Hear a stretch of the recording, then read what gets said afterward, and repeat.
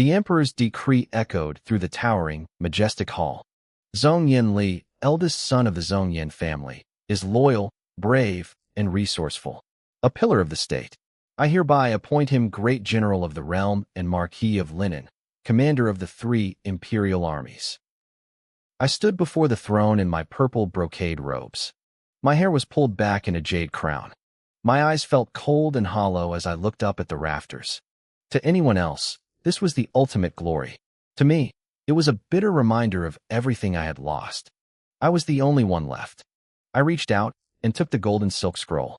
It felt heavy, like it weighed 1,000 pounds. My mother's voice flickered in my mind from decades ago. Li, the Zhongyan family cannot be without a male heir. Remember, from this day forward, you are the eldest son.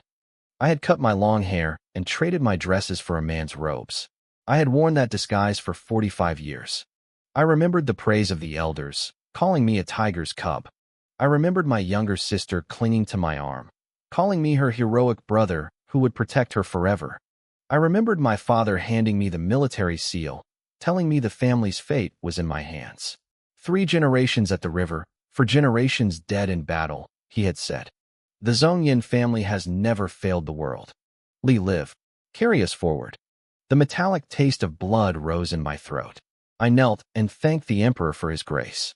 The Zhongyan name was now legendary, but I felt nothing but a void. I walked out of the hall, passing officials who looked at me with a mix of awe and deep, trembling fear. I didn't blame them. I had spent 30 years at war. I had killed more enemies than I could count. I had taken the heads of kings and left mountains of bones in my wake. I was the god of war. I returned to my estate and spread the imperial decree on a table in the ancestral hall. I lit 3 sticks of incense. Through the rising smoke, I stared at the rows of memorial tablets on the wall. Father, I did it, I whispered. I forced a faint smile. My gaze drifted to a small, worn tablet in the corner. The wood was smooth from years of me stroking it. It bore the name of my sister, Zhongyan. My Een. She was the only one who knew my secret. When we were young, she had fallen in love with a man named Duan Yuanqing. She trusted him so much she told him I was actually a woman. I thought he loved her back. I was wrong. During the war in Nankong, Duan Yuanqing was captured. Een begged to go in undercover as a bride to rescue him. I told her to swap places with someone else once he was safe and come home. She never did. The day Nankong fell, I found her. They had hung her from the city walls, her clothes torn, her body broken. I rode my horse like a madman to catch her as she fell. Brother, she had whispered, a single tear of blood rolling down her face. You finally came for me. She died in my arms. Later, I dragged Duan Yuanqing to her grave and hacked off his legs myself. That hatred fueled my rise. I slaughtered the Nankong royals. I became a monster of the battlefield. But the tragedies didn't stop. My mother died of a broken heart shortly after. My father was trapped in a political purge because I was too stupid to see through the lies of the Prince of Xian, a man I thought was my best friend. My father was left without supplies, surrounded by enemies for 3 months. My friend ignored my pleas for help.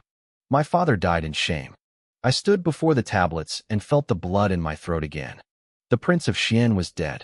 The enemies were gone. No one dared touch the Zhongyan family now.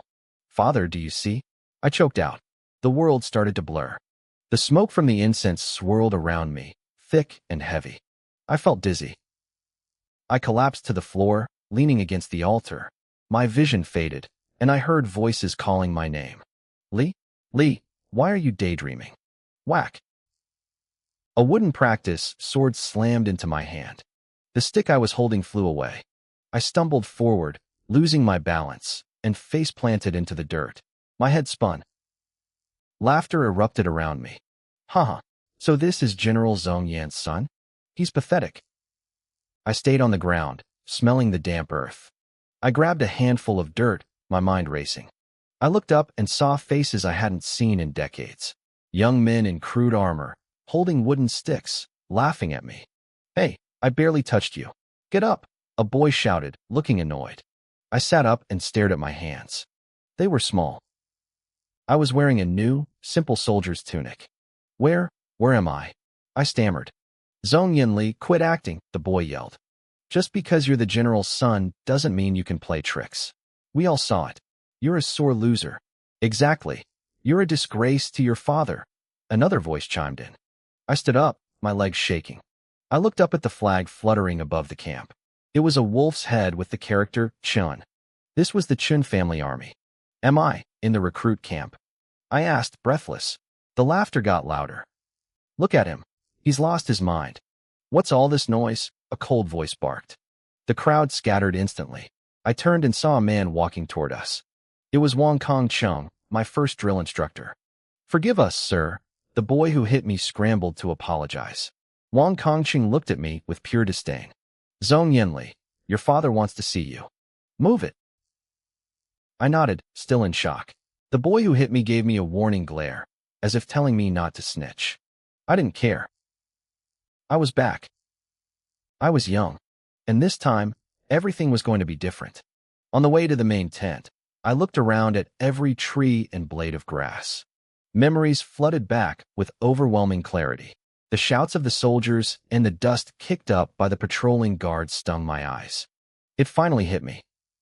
I had truly returned to the moment I first joined the army. General Zhong Yan's son is here, a voice announced. The familiar main tent appeared ahead. I froze, staring at the entrance flap. What are you waiting for? Move. Wang Kongcheng barked. He frowned at me, his eyes full of suspicion.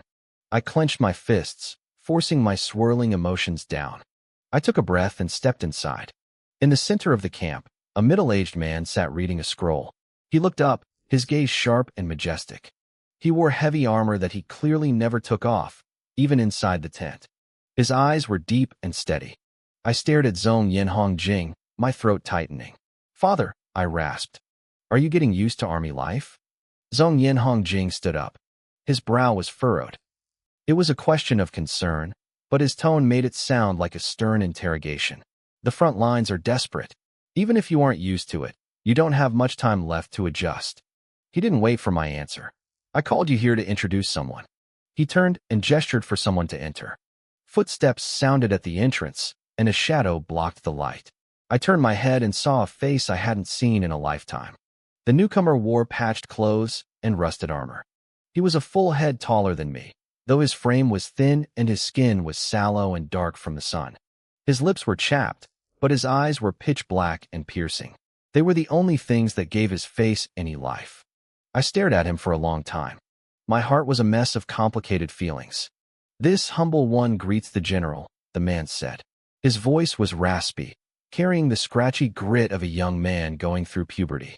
This is Wen Yan, my father said, a rare smile touching his lips. He is the son of an old friend. His spear skills are supernatural. He's here to join the ranks. Since you two are close in age, you should support each other. Support each other? That was a lie.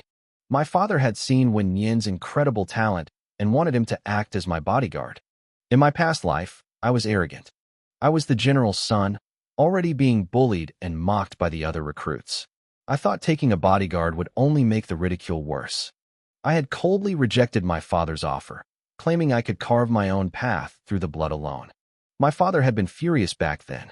He thought I was a naive child who didn't understand the cruelty of the world. And he was right. I hadn't seen a real battlefield yet. I didn't know about the gore and the slaughter. After I rejected him, Wen Yan went to the Iron Cavalry unit and eventually became my father's personal guard. He was like his spear, straight and unbending. On the battlefield, he was a savage beast, capable of taking on 100 men alone. But he didn't know how to flatter people or play politics. To those who liked him, he was a perfect blade. To those who didn't, he was a bloodthirsty animal that needed to be chained. Greetings, young master. Wen Yan's voice snapped me back to reality. I looked up at this man who everyone called a beast. Years later, when my father was trapped in Lingping, Wen Yan would defy military orders and charge into the city alone to save him. That was the last time I saw him fight. He fought until his eyes turned red with blood. Later, he took the fall for the broken orders and was executed. You can just call me Ailey, I said. My eyes trembled as I looked into his. I forced a small smile. Wen Yan paused, his lips twitching. He couldn't bring himself to say it. My father looked relieved. He had probably prepared a whole speech to convince me to accept Wen Yin. He didn't expect me to agree so easily. Tomorrow, I'm heading to the front lines with Great General Chun, my father said, his voice turning serious. I won't be in camp for a while. Train hard with Instructor Wang. Do not slack off. Father is going to battle? I asked, my wandering thoughts snapping back into focus. Yes, he nodded. A powerful general has appeared in the kingdom of Gao. He's already killed 3 of our top commanders. General Chun is furious. Most Gao generals are well known, but this young one is incredibly fierce. I'm going to meet him myself. I sighed inwardly. I remembered this. The young general from Gao was a monster with Herculean strength. His weapon was strange, and our army couldn't figure out his style until my father stepped onto the field. Even then, my father was badly wounded. I remembered him being carried back, the flesh on his right arm stripped away until the white bone was visible. It was only after that battle that we learned the boy wasn't a nobody. He was the secret son of the Gao queen and her lover. His name was Luo Chengren. Father, I said, my voice calm. I once heard some old locals talking about the Gao royalty. They said the queen had a lover and a son. I raised an eyebrow, acting like I was just sharing gossip. I thought it was a joke. I didn't think the Gao emperor would be so generous. But then I heard the son was born with divine strength. If the emperor couldn't kill him, he'd definitely send him to the front lines. I smiled at my father. If you see a young general with a tiger tattooed on his chest and a jackal on his arm, be careful. He uses a battle axe. But it's not a normal axe. It can split into 2 blades. If you fight him, you must watch his hands. My father looked stunned. He hadn't expected me to connect old rumors to a new enemy general. He looked at me with newfound pride. It might just be a rumor, my father said, but every rumor has a source. I will keep it in mind. I bowed deeply. Then I will wait in camp for your good news. My father laughed heartily and dismissed us. As we left, his personal guard, Wang Ming, entered the tent. He was shocked. Usually, whenever father and son met, there was shouting. The young master took him away? Wang Ming asked. It's rare to see Ali so agreeable, my father said, the smile still on his face. The army changes a man. He's growing up. You don't need to watch him so closely anymore. Let him train on his own. Meanwhile, I led Wen Yin back to the recruit camp. I got him registered, and it seemed Wang Kongcheng had already received word from my father. This time, everything was starting differently. I arranged for Wen Yin and Zhong Yanli to be in the same tent. As I led Wen Yin inside, the other soldiers immediately turned their heads. Their eyes were filled with mockery and disdain. They looked at us like we were a joke. Look at that. One whispered, loud enough for me to hear. He brought a personal servant to the army. I guess being the general's son makes you different from the rest of us. If you need a bodyguard, you shouldn't be in a military camp, another sneered. I didn't get angry. I just smiled and turned toward the man who spoke. His name was Qian Jixing.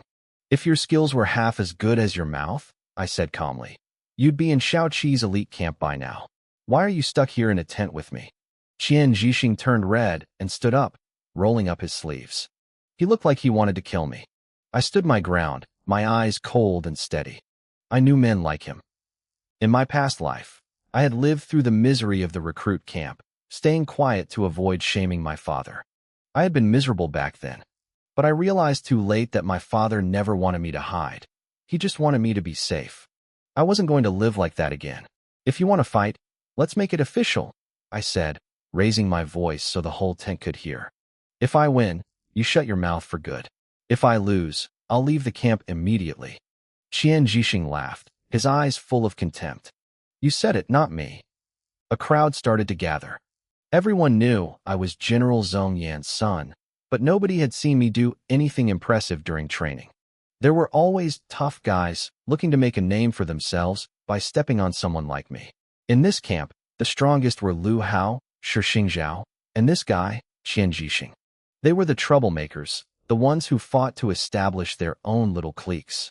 Young master, let me fight for you, Wen Yin whispered at my side. I looked at him and smiled. I'm a Zhong Yan.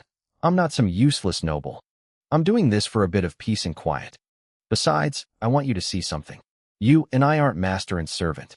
We are brothers in arms. I don't need protection. Wen Yin froze. He looked at me, seeing a spark of arrogance and determination he hadn't noticed before. I walked forward, and for a moment, I probably looked just like my father. I wasn't being loud or boastful. I was calm. I won't go easy on you just because of your father, Qian Jixing growled. He ripped off his shirt and cracked his wrists. Come at me. I put one hand behind my back. The crowd gasped. What are you doing?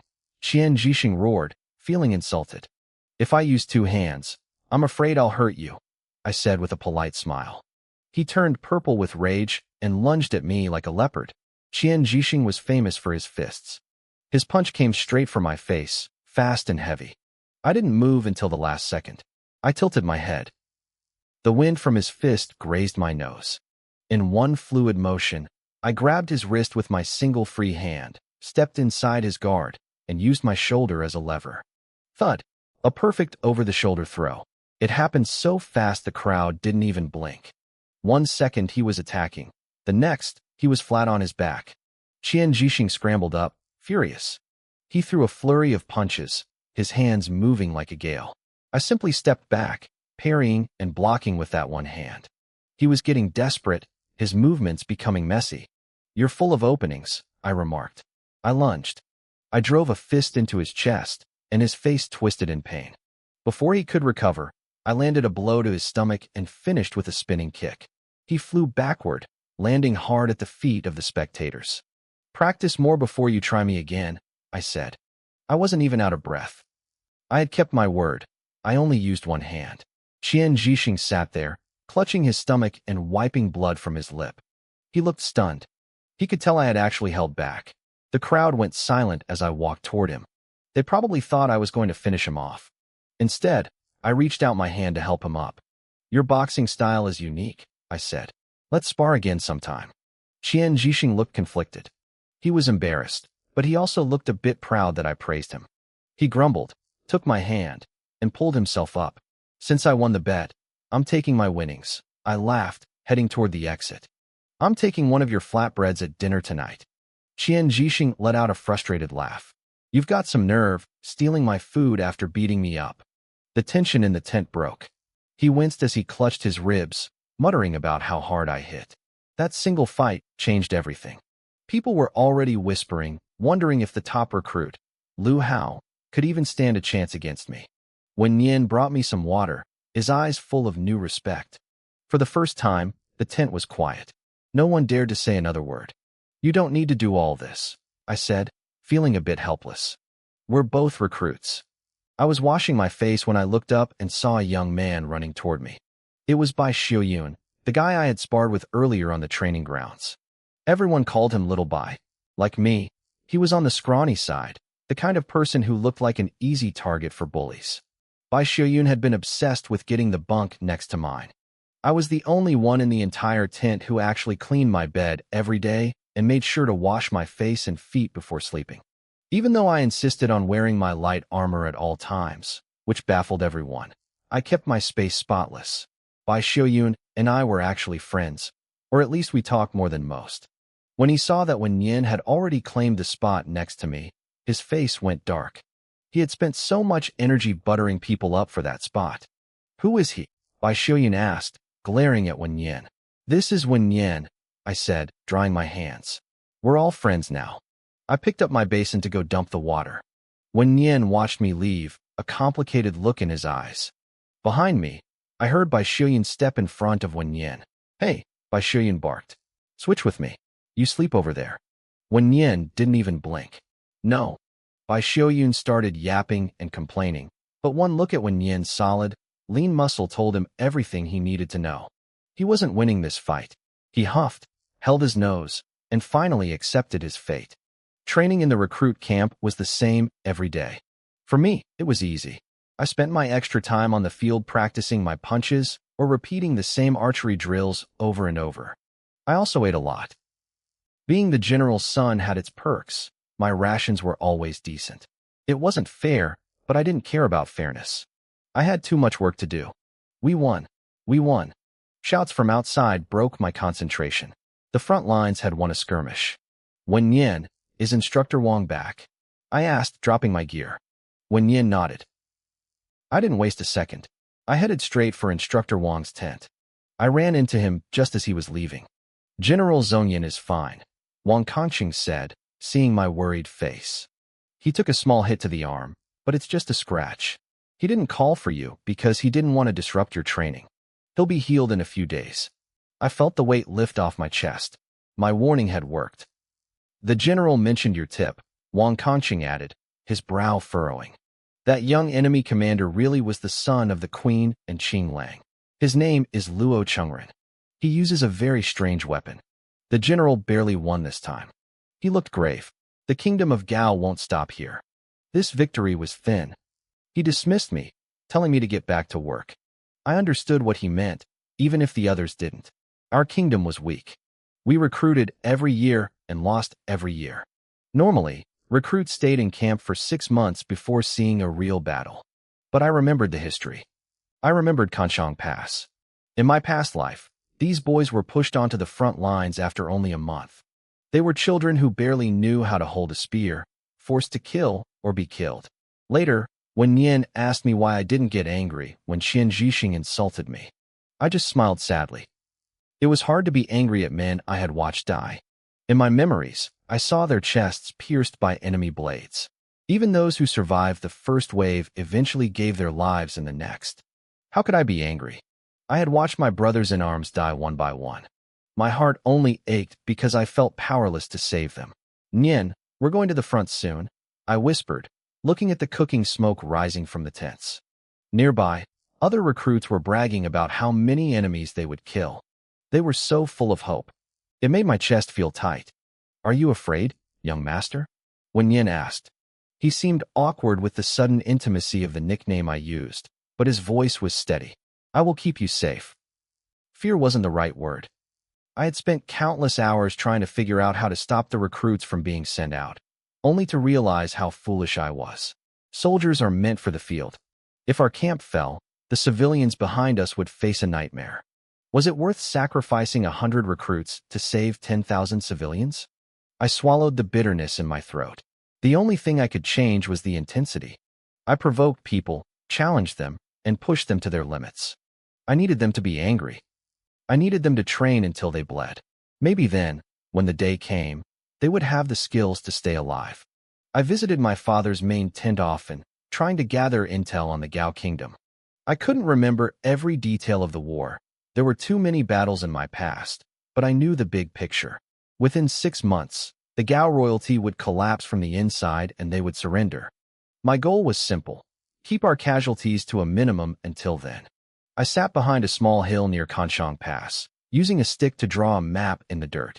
I used dry leaves to mark positions. The pass was a flat plain, incredibly hard to defend. I traced the river and the withered forest, trying to predict Gao's next move. Bai Xiuyun and Wen Yin sat beside me. Bai Xiuyun looked at my map, then at my stressed face. That's stuff for the generals to worry about, Bai Xiuyun said, jumping up. I get it now. You want to be a general. I looked at him. A soldier who doesn't want to be a general isn't a good soldier. Bai Xiuyun laughed. Not me. I just want the war to end so I can go home to my mother.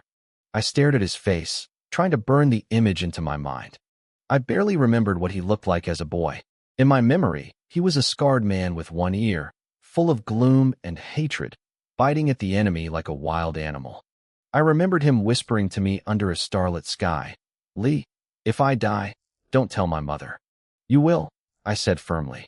"Maybe you'll even be home in time for New Year's." Bai Xiuyun beamed. It was a beautiful, innocent smile. When Nian crossed his arms, his eyes shifting to a nearby thicket. "Young master, those two have been spying on us for a long time. Should I handle it?" I followed his gaze. I saw Qian Zhixing scrambling to hide behind a tree. He was way too big for the trunk to cover him. "Just come out," I called out. "What are you hiding for?" The figure behind the tree hesitated for a long time before finally shuffling out, looking incredibly embarrassed. It was Qian Zhixing. Bai Xiuyun looked at him with a puzzled expression, asking if he had come back specifically to pick another fight with me. Qian Zhixing's face turned bright red with frustration. He snapped that he had only come because he heard I wanted to know more about the layout of Kanshong Pass. He reached back and pulled a scrawny, small man forward. He introduced him as Xiao Ma, a local from the area. Xiaoma looked terrified, bowing low and calling me brotherly. I patted a nearby rock, gesturing for him to come closer. As he approached, Qian Zhixing followed, his eyes falling on the map I had drawn in the dirt. He couldn't read the labels I'd written, but he looked impressed by the sheer detail of it. I pointed to the dirt lines.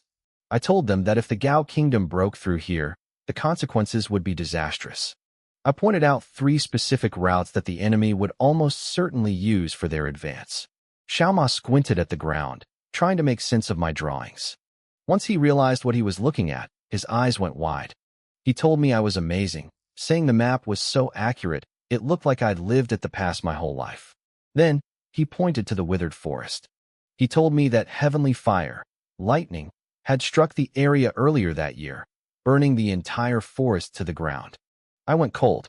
In my past life, the enemy had charged through those woods. But back then, my father had already been defeated, and the enemy was emboldened and reckless. Now, because I had changed fate and saved my father, the timeline had shifted. The forest was gone, leaving no cover. The enemy wouldn't be that stupid. I asked Xiaoma which of the 3 routes he thought was most likely. He admitted he didn't know much about military strategy, but he mentioned something odd. He told me that because of the fire, the Wei River had started drying up. He said it was so low now that you could cross it just by rolling up your pants and wading through. My heart hammered against my ribs. I stared at the map. If the river was dry, the entire defensive plan was a suicide mission. I asked him exactly when the water had disappeared. He scratched his head, saying it hadn't been long. The villagers only noticed when their irrigation ponds started emptying out. I stood up immediately. I told the others to head back to camp while I went to find my father. My father, Zhong Yanhongjing, wasn't the top commander here. That was General Chen Jingxin. When I found my father and explained my theory, his brow furrowed. At first, he seemed skeptical, but as I broke down the logistics, his face grew grim. He didn't waste another second. He grabbed his gear and told me to follow him to the general's main tent. Inside, General Chun was finishing up reports for the capital. He was a seasoned veteran, not a man to be trifled with. When we entered, he greeted my father warmly, asking how his injuries were healing. Then he looked at me, raising an eyebrow. My father introduced me as his eldest son, Li. I dropped to one knee, offering a formal salute. The general smiled, clearly thinking my father had brought me there to beg for a promotion or a safe position. He remarked that I looked a bit thin compared to my father, though he noted I had the steady, upright posture of a true soldier. He even joked that since the Zhong family was known for their godlike strength, I must be something special. He was ready to offer me a spot in his personal guard, but my father politely declined. He told the general that I was still green and needed to earn my way through the ranks. The general laughed, calling my father a strict parent, then asked why we were really there. My father stepped aside and told me to repeat exactly what I had told him. I stepped forward. At first, General Chun looked bored, but as I began analyzing the Gao Kingdom's recent movements and the specific weaknesses of Kanshang Pass, he stood up. I pointed out the flaws in our current defense. He started firing questions at me, testing my logic. I answered every single one without blinking. Finally, he stood before the large tactical map and asked me when I thought the enemy would strike. I closed my eyes for a second, calculating. I told him they would move within 15 days. I urged him to send scouts to the Wei River immediately. I explained that while everyone expected an attack through the burnt forest, the dried riverbed was the real threat. If we focused our defense on the forest, the enemy would simply wade across the river and flank us. We would be surrounded with no way to retreat. General Chun began pacing around the table, his breathing heavy. The room felt suffocatingly quiet. I knew what he was thinking. He was a high-ranking general, and I was a teenage recruit. He had to decide whether to scrap his entire strategy based on the words of a boy or risk the lives of every soldier in the pass. Ignoring the risk would mean sentencing our soldiers to death. I could see the doubt flickering in General Chun Jingxin's eyes. He was wavering. I took a deep breath and decided to push. "General, I have a plan," I said. The general shifted his gaze. The dismissiveness from earlier was gone. He looked at me with a new sense of gravity. "Speak," he commanded. "We strike where they least expect it," I said, pointing to a specific curve in the Wei River on the map. I want to lead an ambush here. The riverbed forms a natural hollow valley. It's the perfect terrain for a trap. General Chen raised an eyebrow, his skepticism returning. And how many men do you think you need? 1,000 elites, I replied. That's all. A heavy silence followed. My father, Zhong Yanhongjing, looked like he wanted to crawl into a hole. He couldn't stay quiet any longer. Don't be reckless, he barked at me. You're a green recruit. What makes you think you can lead troops? I immediately lowered my head, playing the part of the repentant son. General, please forgive my arrogance. My father turned to Chen Jingxin and bowed low. My son is young and impulsive. Please, General, do not take his words to heart. To my surprise, General Chen laughed and waved it off. He speaks boldly, but his logic isn't entirely flawed. Youthful arrogance is to be expected. He sat back down, rubbing his chin in thought. I will consider this. For now, you are dismissed. I left the tent alone. My father stayed behind. Once the tent flap closed, the general looked at my father and sighed.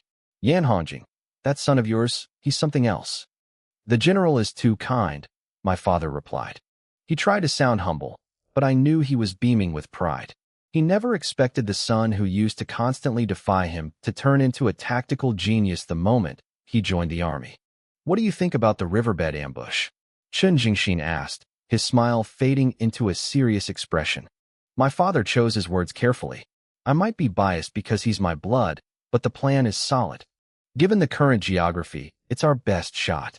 The general nodded. He was already imagining the possibilities. He knew he couldn't give 1,000 elite troops to an unknown recruit, but I had achieved my goal. I had planted the seed. I had shown him I was more than just a boy. Back at the barracks, the atmosphere was different. I was trying to change my clothes behind the tent when Qian Jixing walked up, shirtless and dripping with water from a wash. Why are you hiding? He teased, laughing. We're all men here. Nothing to be ashamed of. He reached out to throw an arm around my shoulder. I didn't hesitate. I grabbed his hand, twisted his arm back, and shoved him away. Back off, I said coldly.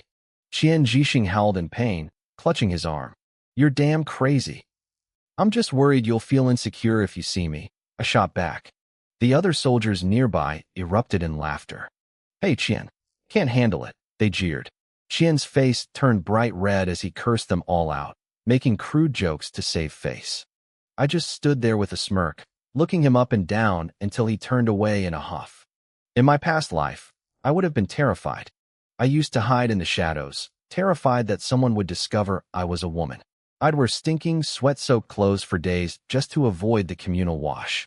I'd endure the crude talk of men comparing themselves in the tents, feeling disgusted and out of place. Now, none of it moved me. I knew how to play their game better than they did. That night, the tent was filled with the sound of restless men. Rumors were flying. Did you hear? We're heading to the front lines soon, someone whispered in the dark. So what? That's why we're here, another replied. But the silence that followed spoke volumes. Have any of you actually killed someone? A voice asked. The silence grew heavier. Most of these guys hadn't even killed a chicken, let alone a man. What's there to be afraid of? A soldier named Inyo blurted out. Just pretend you're chopping watermelons. Aim for the head.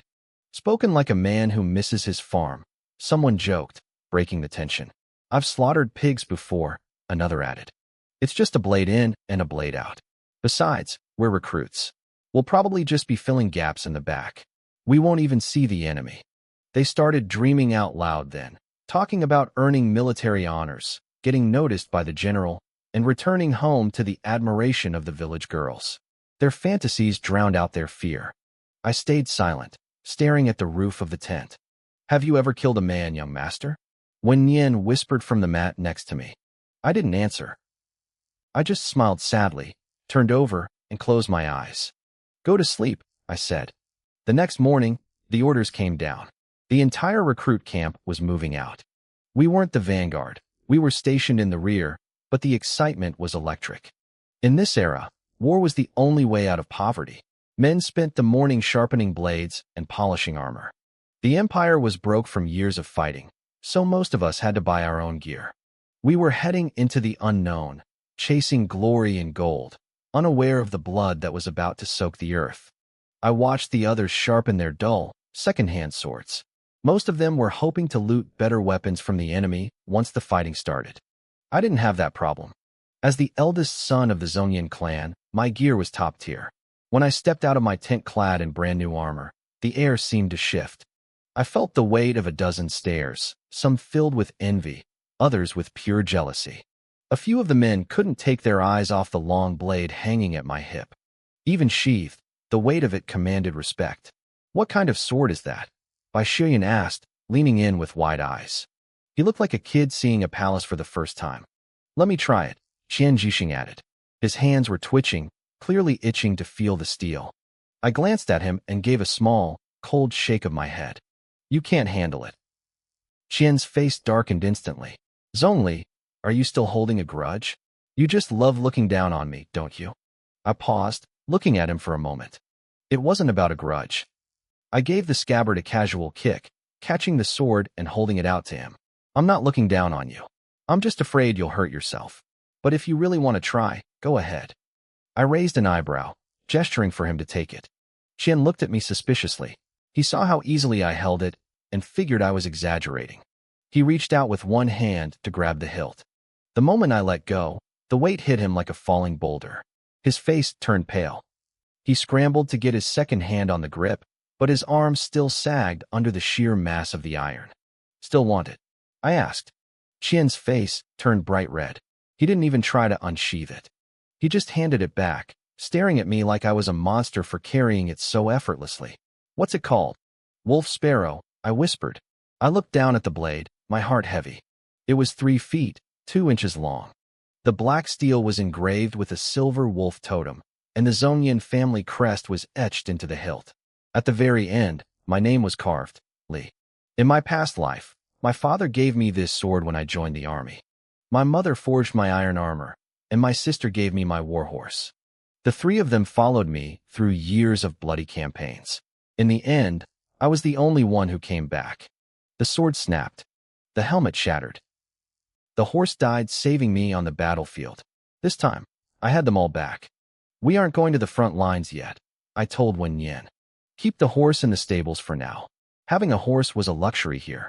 Most of these recruits had spent their life savings just to buy a piece of leather chest armor. There were thousands of men, but fewer than 5 had horses. Most were stuck polishing rusted swords they'd bought for a few copper coins. Their armor was thin, patched-up leather passed down from their fathers. Looking at them, I wondered how many would actually survive the first charge. That night, the camp was unusually lively. Since we were marching at dawn, the rations were better than usual. The men sat around the fires, laughing over bowls of soup that actually contained a few scraps of meat. "Hey, what are you hiding there?" one soldier joked, nudging a shy-looking man. The man clutched his chest, shielding his leather armor. "Don't touch it. You'll ruin it." "Is there a secret inside?" another laughed. "Did your sweetheart sew something for you?" The man blushed but nodded. "My wife did." The group went silent for a second, then erupted into whistles and cheers. In a camp full of desperate men, having a wife was the ultimate status symbol.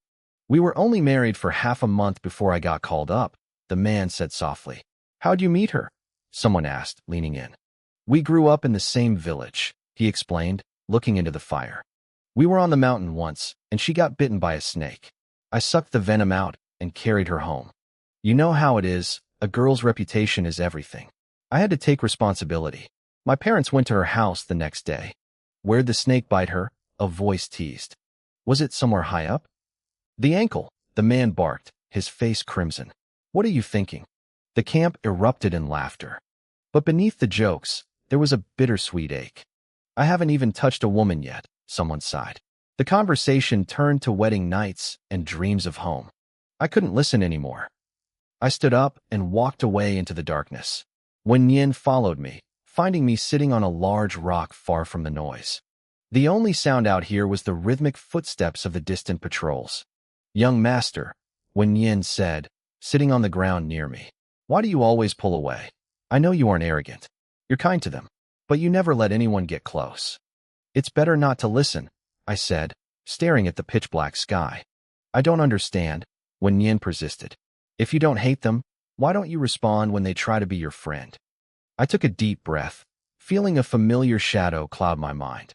Because if you listen too much, if you know them too well, it becomes impossible to let go. I knew what was coming. I knew the feeling of a friend joking with you one day and lying in the mud, cold and gray, the next. I knew what it was like to remember every name, every dream, and every face of the men who died for a patch of dirt. I knew the names of their wives and their mothers. When you have to pick up their broken bodies, knowing exactly who is waiting for them to come home, it breaks you. I had done it once. Once was enough. I want to protect too many people, I whispered, looking down at the wolf sparrow in my lap. But I'm just a man. I'm not a god. When Yin looked at me with a strange expression, I was only 15, but I knew I sounded like an old man who had seen the end of the world. He couldn't see the memories behind my eyes, the blood, the fire, the years of loss. He just saw a boy who carried the weight of an empire on his shoulders. That night, no one slept well. Some were gripped by fear, others by the electric hum of excitement. When the sun finally broke over the horizon, the war drums began to thunder. The sound vibrated in my chest. We assembled before the general's platform, a sea of men ready for slaughter. Far at the front, General Chun stood tall, overlooking his army. The time for talk was over. We were going to war. The general stood before us, shouting words meant to fire up our blood. The soldiers roared back, their voices rising in a deafening wave, screaming for a victory that hadn't been won yet. When the horns finally blasted, we marched. Dust kicked up from thousands of boots, blurring my vision. I stood with the rear guard near the edge of the withered forest. We were so far back we couldn't even see the front lines. All I could see was a sea of helmets and the shimmering heat rising off the ground. When are we actually going to fight? Someone whispered, wiping sweat from his face. He was parched, his voice cracking with nerves. Shut up, an officer barked, his eyes cold as he sat atop his horse. I stayed silent, watching the horizon. Then, the horn sounded again, a sharp, urgent blast. The air changed instantly. The battle had begun. I felt the recruits around me tighten their grips on their swords. Fear spread through the ranks like a physical weight, but our commanding officer didn't flinch. He remained hauntingly still. Your job is to hold the rear, he finally said, turning back to us. You watch for flankers. You're recruits. You don't charge the front. I looked over and saw a man trembling, offering me a weak, pathetic grin. I didn't acknowledge him. I looked back toward the front. This was different from my past life. The lines were holding longer this time. The slaughter hadn't reached us yet. Then, a messenger came screaming toward us on horseback. My heart hammered against my ribs. General's orders. Move to the Upper Way River. The enemy main force is there. I felt a chill. I was right. The enemy wasn't in the forest. They had doubled back to the riverbed. I didn't wait for the officers to coordinate. I broke rank and grabbed Xiaoma by the shoulder. You're a local, I said, my voice low and urgent. Is there a shortcut to the river? Xiaoma jumped, startled by my grip. There is, but it's too small. The whole army can't fit through there. It doesn't matter, I said. I dragged him straight to the commanding officer. Sir, we know a shortcut. We can get to the river before the enemy digs in. The officer looked at me, his eyes narrowing. If any other recruit had spoken up, he would have had them whipped for insubordination. But he knew who my father was. He knew Zhong Yanhongjing would have his head if he ignored a valid tactical advantage from his son. How do you know this? He demanded. This man grew up here, I said, pointing at Xiaoma. He knows every inch of these hills. We can split the force. Send a small group through the path to hit them fast. The officer hesitated, then pulled his reins. He signaled his deputies. He handpicked a few of the best fighters to move ahead, and naturally, I was on the list.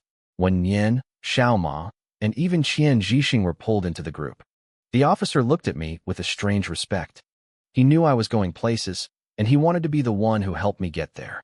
We followed Xiaoma, scrambling over jagged rocks and through dense brush. When we finally reached the ridge overlooking the Upper Way River, we stopped. Xiaoma's legs went weak. Below us, the enemy was a swarming mass of steel. There are too many, Xiaoma whispered, his voice shaking. We can't do this. We have to. The officer growled, drawing his sword. Kill them all. We poured down the hillside like a landslide. Below us, our own scouts were being cornered like rats. They were exhausted, fighting a losing battle against overwhelming numbers. But when they saw our banners appearing from the flank, their spirits ignited. "Reinforcements," they screamed. "The army is here." They didn't realize we were just a handful of recruits in mismatched armor. It didn't matter. The illusion was enough. I hit the enemy line like a gale. My blade left its sheath in a silver blur. 3 heads hit the dirt before the enemy even realized I was there. Hot blood sprayed across my face, but I didn't blink. Behind me, Wen Yin was a demon. His spear moved like a lunging dragon, skewering 2 men at once and tossing them aside like hay. Qian Zhixing and Xiao Ma were frozen, paralyzed by the sudden spray of gore. An enemy soldier lunged at Qian with a jagged blade. I stepped in, kicked the man's sword arm back, and drove my blade through his throat. "Wake up!" I roared at them. "This is war. You kill them, or they kill you." Xiao Ma closed his eyes and swung his sword blindly, catching a man in the chest. He was shaking, but he was moving. There was no time for trauma. There was only the rhythm of the blade. I didn't fight like a recruit. I moved with the cold, calculated precision of a man who had seen 100 battlefields. I didn't need anyone to tell me where to go. I ignored the foot soldiers and carved a path straight toward the enemy officers. I wasn't just surviving, I was hunting.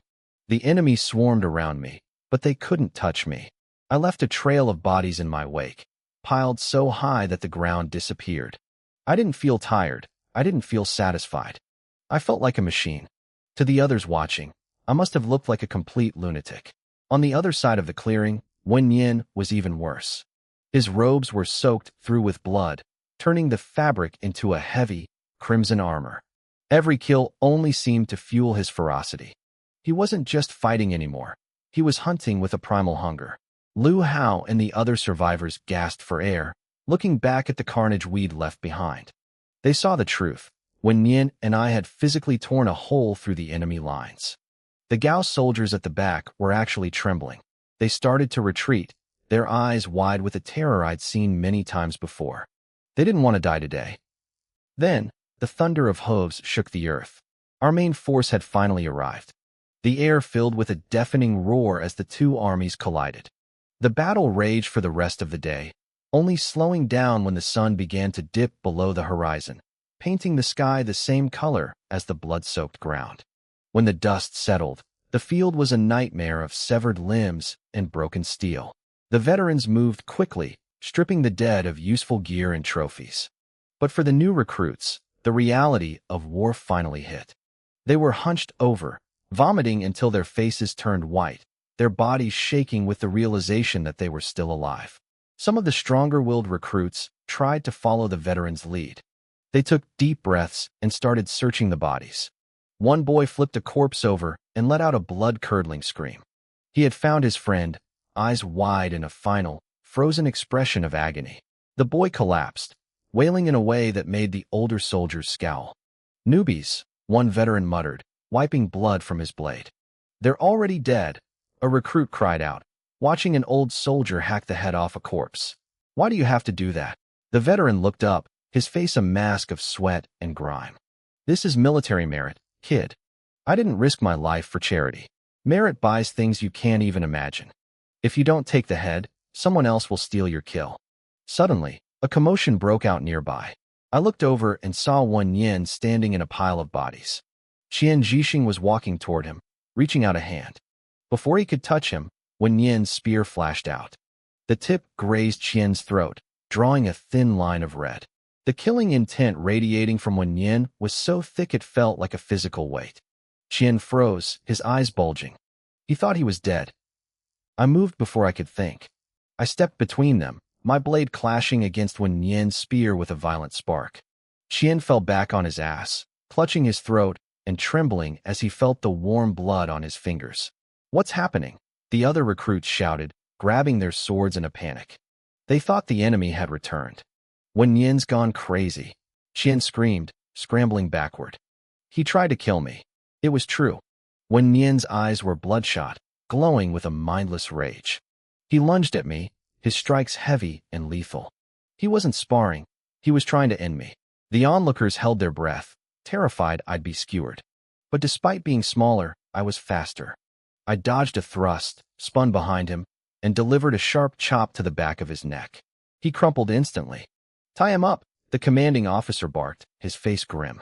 I watched them bind Wen Yin tightly. I sighed. I knew this was coming. His bloodlust was a double-edged sword. As the cleanup continued, I realized that if I tried to take every head I'd claimed, I'd need a wagon. I settled for ears instead. By the time I was done, I had a full bag. The men around me watched in silence. They saw the bag, but they also saw that I wasn't even winded. I was a "Hey, Lin Yuan, these are yours too," a recruit called out, pointing to several bodies nearby. They were soldiers I had crippled, allowing others to finish them off. "Those are your kills," I said simply, not looking back as I walked away. The recruits stood there, stunned, before diving for the bodies with newfound greed. By the next morning, my name was on everyone's lips. I was the hero of the hour, but Wen Yin was the controversy. Even after waking up, he remained in a trance-like state for hours before his mind returned. The generals were divided. Some wanted him executed, fearing a soldier who might turn on his own. Others saw him as a perfect weapon, a rabid dog to be unleashed on the enemy. They eventually decided to keep him in chains until the next battle. I was in my tent, cleaning the grime from my skin and changing into fresh clothes, when a voice called from outside. "Lin Yuan, the general wants to see you." I looked up to see Bai Xiaoyun standing at the entrance. He looked worried. "You're hurt," he said, gesturing to my arm. "Why didn't you see a medic?" "It's just a scratch," I replied. "Which general?" "General Chun Jingxin himself," Bai Xiaoyun said, his voice trembling with excitement. He knew this was the moment my life would change. I nodded and headed for the command tent. Bai Xiaoyun followed close behind, whispering frantically, "He's going to reward you. You'll probably leave the recruit camp. If you get promoted to Centurion, take me with you, okay? I'll do whatever you say." I gave him a small smile, but didn't promise anything. I stepped into the massive tent, feeling the weight of a dozen stairs. My father, Zhong Yanhongjing, was there, along with all the high-ranking officers. Some looked at me with curiosity, others with blatant jealousy. "Soldier Lin Yuan greets the general," I said, bowing low. "Haha, he's finally here," General Chen shouted, his face beaming.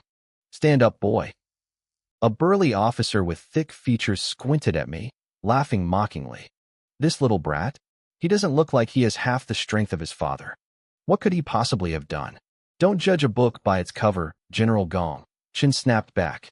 "If it weren't for this boy's warning, we wouldn't be celebrating a victory today. We'd be burying our dead." General Chun stood his ground, defending me against the skeptics. "He didn't just get lucky," Chen snapped. General Gong, a burly man with a mocking grin, squeezed his fist. "Luck or not, there's plenty of war left to see if he lasts." Chen didn't agree.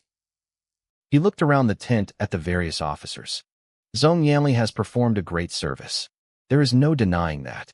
Now, how should we reward him?" The tent erupted into debate. Most agreed that I deserved a promotion for stalling the enemy and taking so many heads. My father's friends fought hard to get me a high position. His enemies, however, tried to suppress me.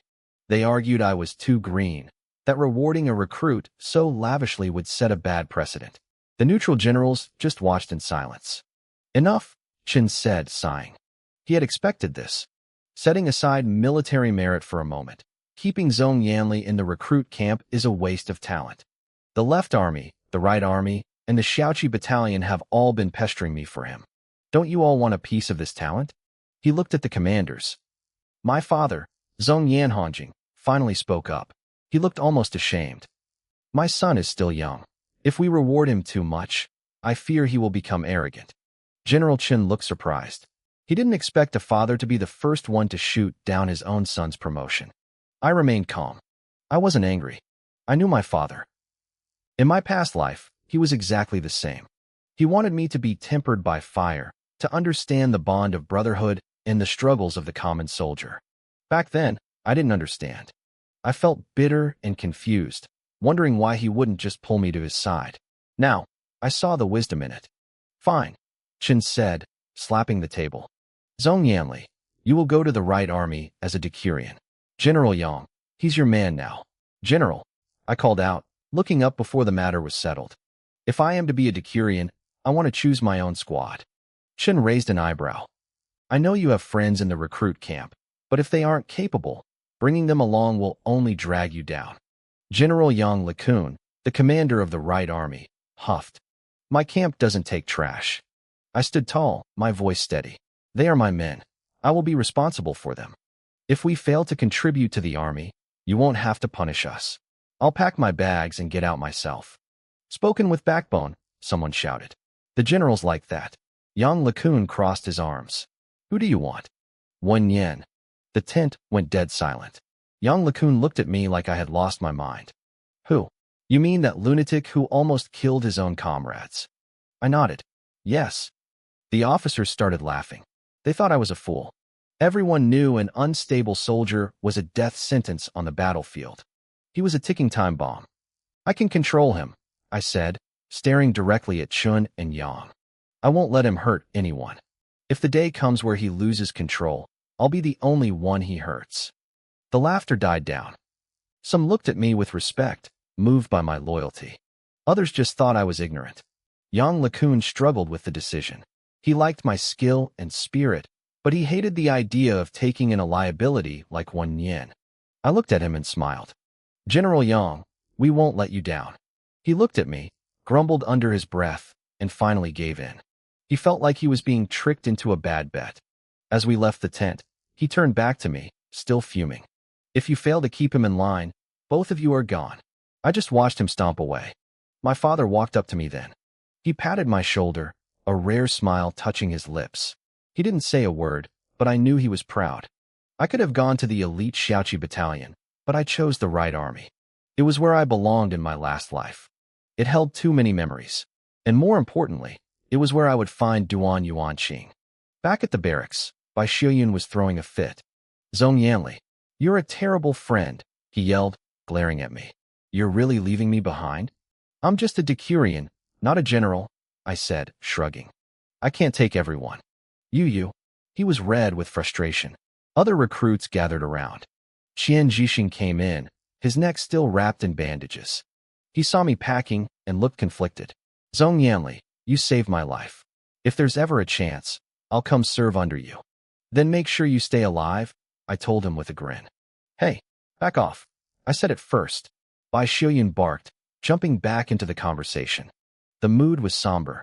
After seeing real combat, everyone had changed. They valued life more. They valued each other more. I finished packing Wen Yen's things along with mine, swung the bag over my shoulder, and waved. I'm off. As I walked toward the Right Army camp, the atmosphere shifted. This wasn't the recruit camp anymore. Soldiers were training themselves with discipline, their bodies lean and strong. There was a pressure in the air, the real weight of a standing army. So that's the new Decurion for the 3rd Battalion? A voice sneered. I saw 3 men approaching. One of them wiped sweat from his chest, looking at me with pure disdain. When did the Right Army start collecting trash? This is bad luck. He's the one who took Brother Quan's spot, another grumbled. Let's go teach him a lesson. I watched them out of the corner of my eye. My new life in the Right Army was starting exactly how I expected, with a fight. I let out a frustrated sigh and stopped walking. I looked up. 3 men stood in my path. They looked similar in build, though their heights varied like steps. The leader had a thin scar running across his chin. He glared at me with pure aggression.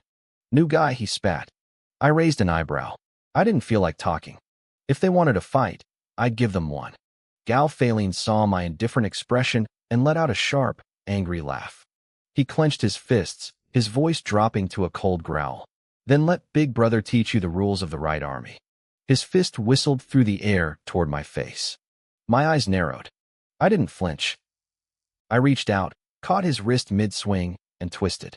With a burst of strength, I drove my knee upward and slammed my elbow into his guard. Before he could recover, I dropped low and executed a clean leg sweep. He hit the dirt hard. It happened so fast the others didn't even blink. I stepped forward and planted my boot firmly on Gao Feilin's chest.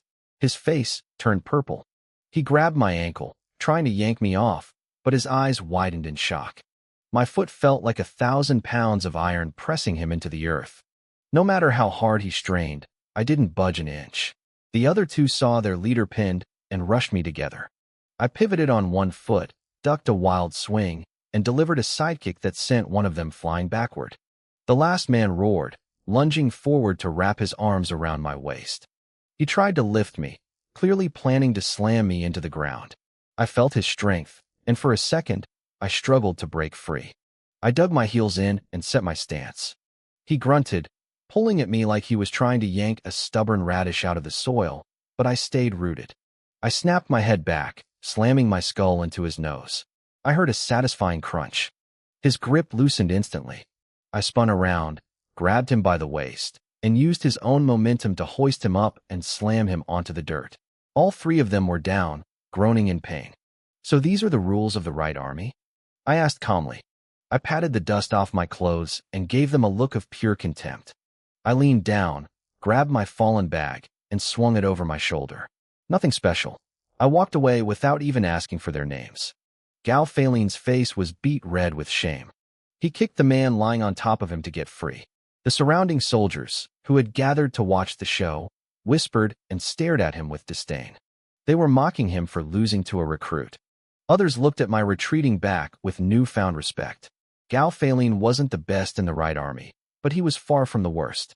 To see a newcomer handle 3 veterans so easily meant I had real skill. I made my way to the 3rd Battalion's camp. When I walked into my assigned tent, 4 men were already there, sitting or leaning against the posts. Seeing them sent a rush of memories flooding back from my past life. I froze at the entrance, my feet refusing to move for a moment. "You're the new Decurion?" one of them asked. The atmosphere was heavy. My strange, lingering gaze clearly made them uncomfortable. A massive man stood up and walked toward me. He was a giant, nearly twice my width and a full head taller than me. His head almost brushed the top of the tent. "We don't need some weakling leading us," he growled. His voice was like gravel. "I know you have a background, and we won't make things hard for you. But we stay out of each other's way. Don't expect us to follow your orders." He looked like he was ready to crush my skull if I disagreed. I let a small, calm smile play on my lips. "Fine," I said. My peaceful reaction caught him off guard. The tension in the tent deflated into awkward confusion. The giant blinked, looked at me suspiciously, and snorted. "At least you're smart."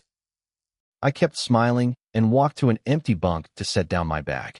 I glanced at a heavy war hammer lying haphazardly on a bed nearby. A memory clicked. "Meng-Chi," I said softly, "don't leave your hammer on the bed.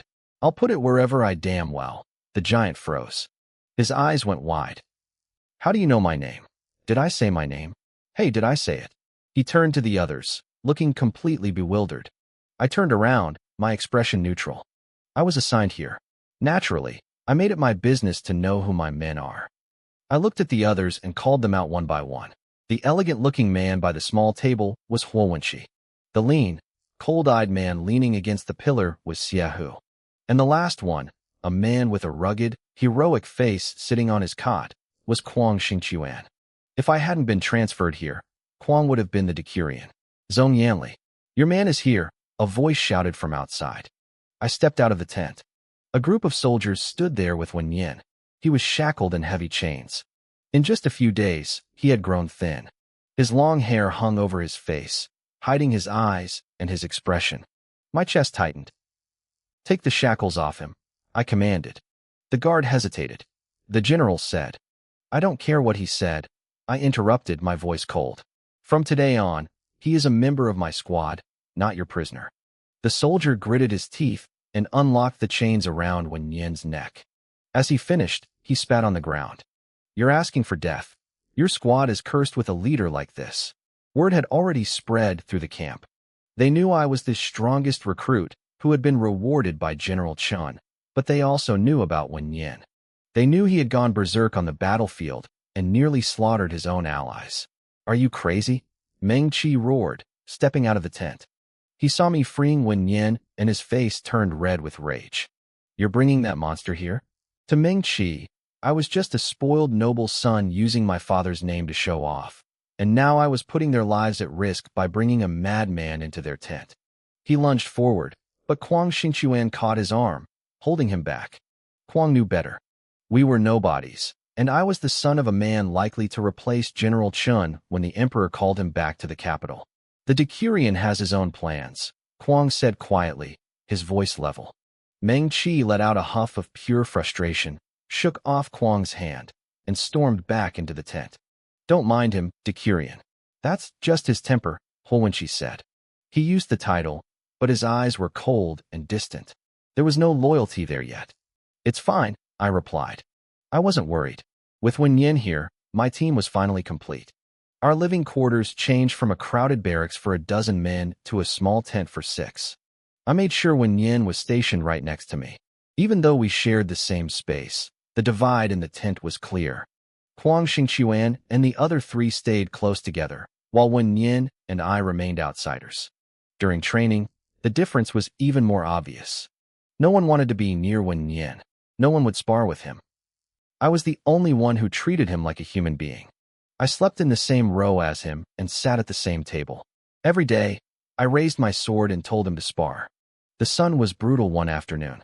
Wen Yin stood at the edge of the training grounds, gripping his sword. He didn't seem to feel the heat. He looked at me with a hollow gaze. Zhongli, why aren't you afraid of me? He asked. He didn't really know what he had done during his breakdown. He only remembered a chaotic urge to kill. He knew he was sick. He had been sick since the day his entire clan was slaughtered.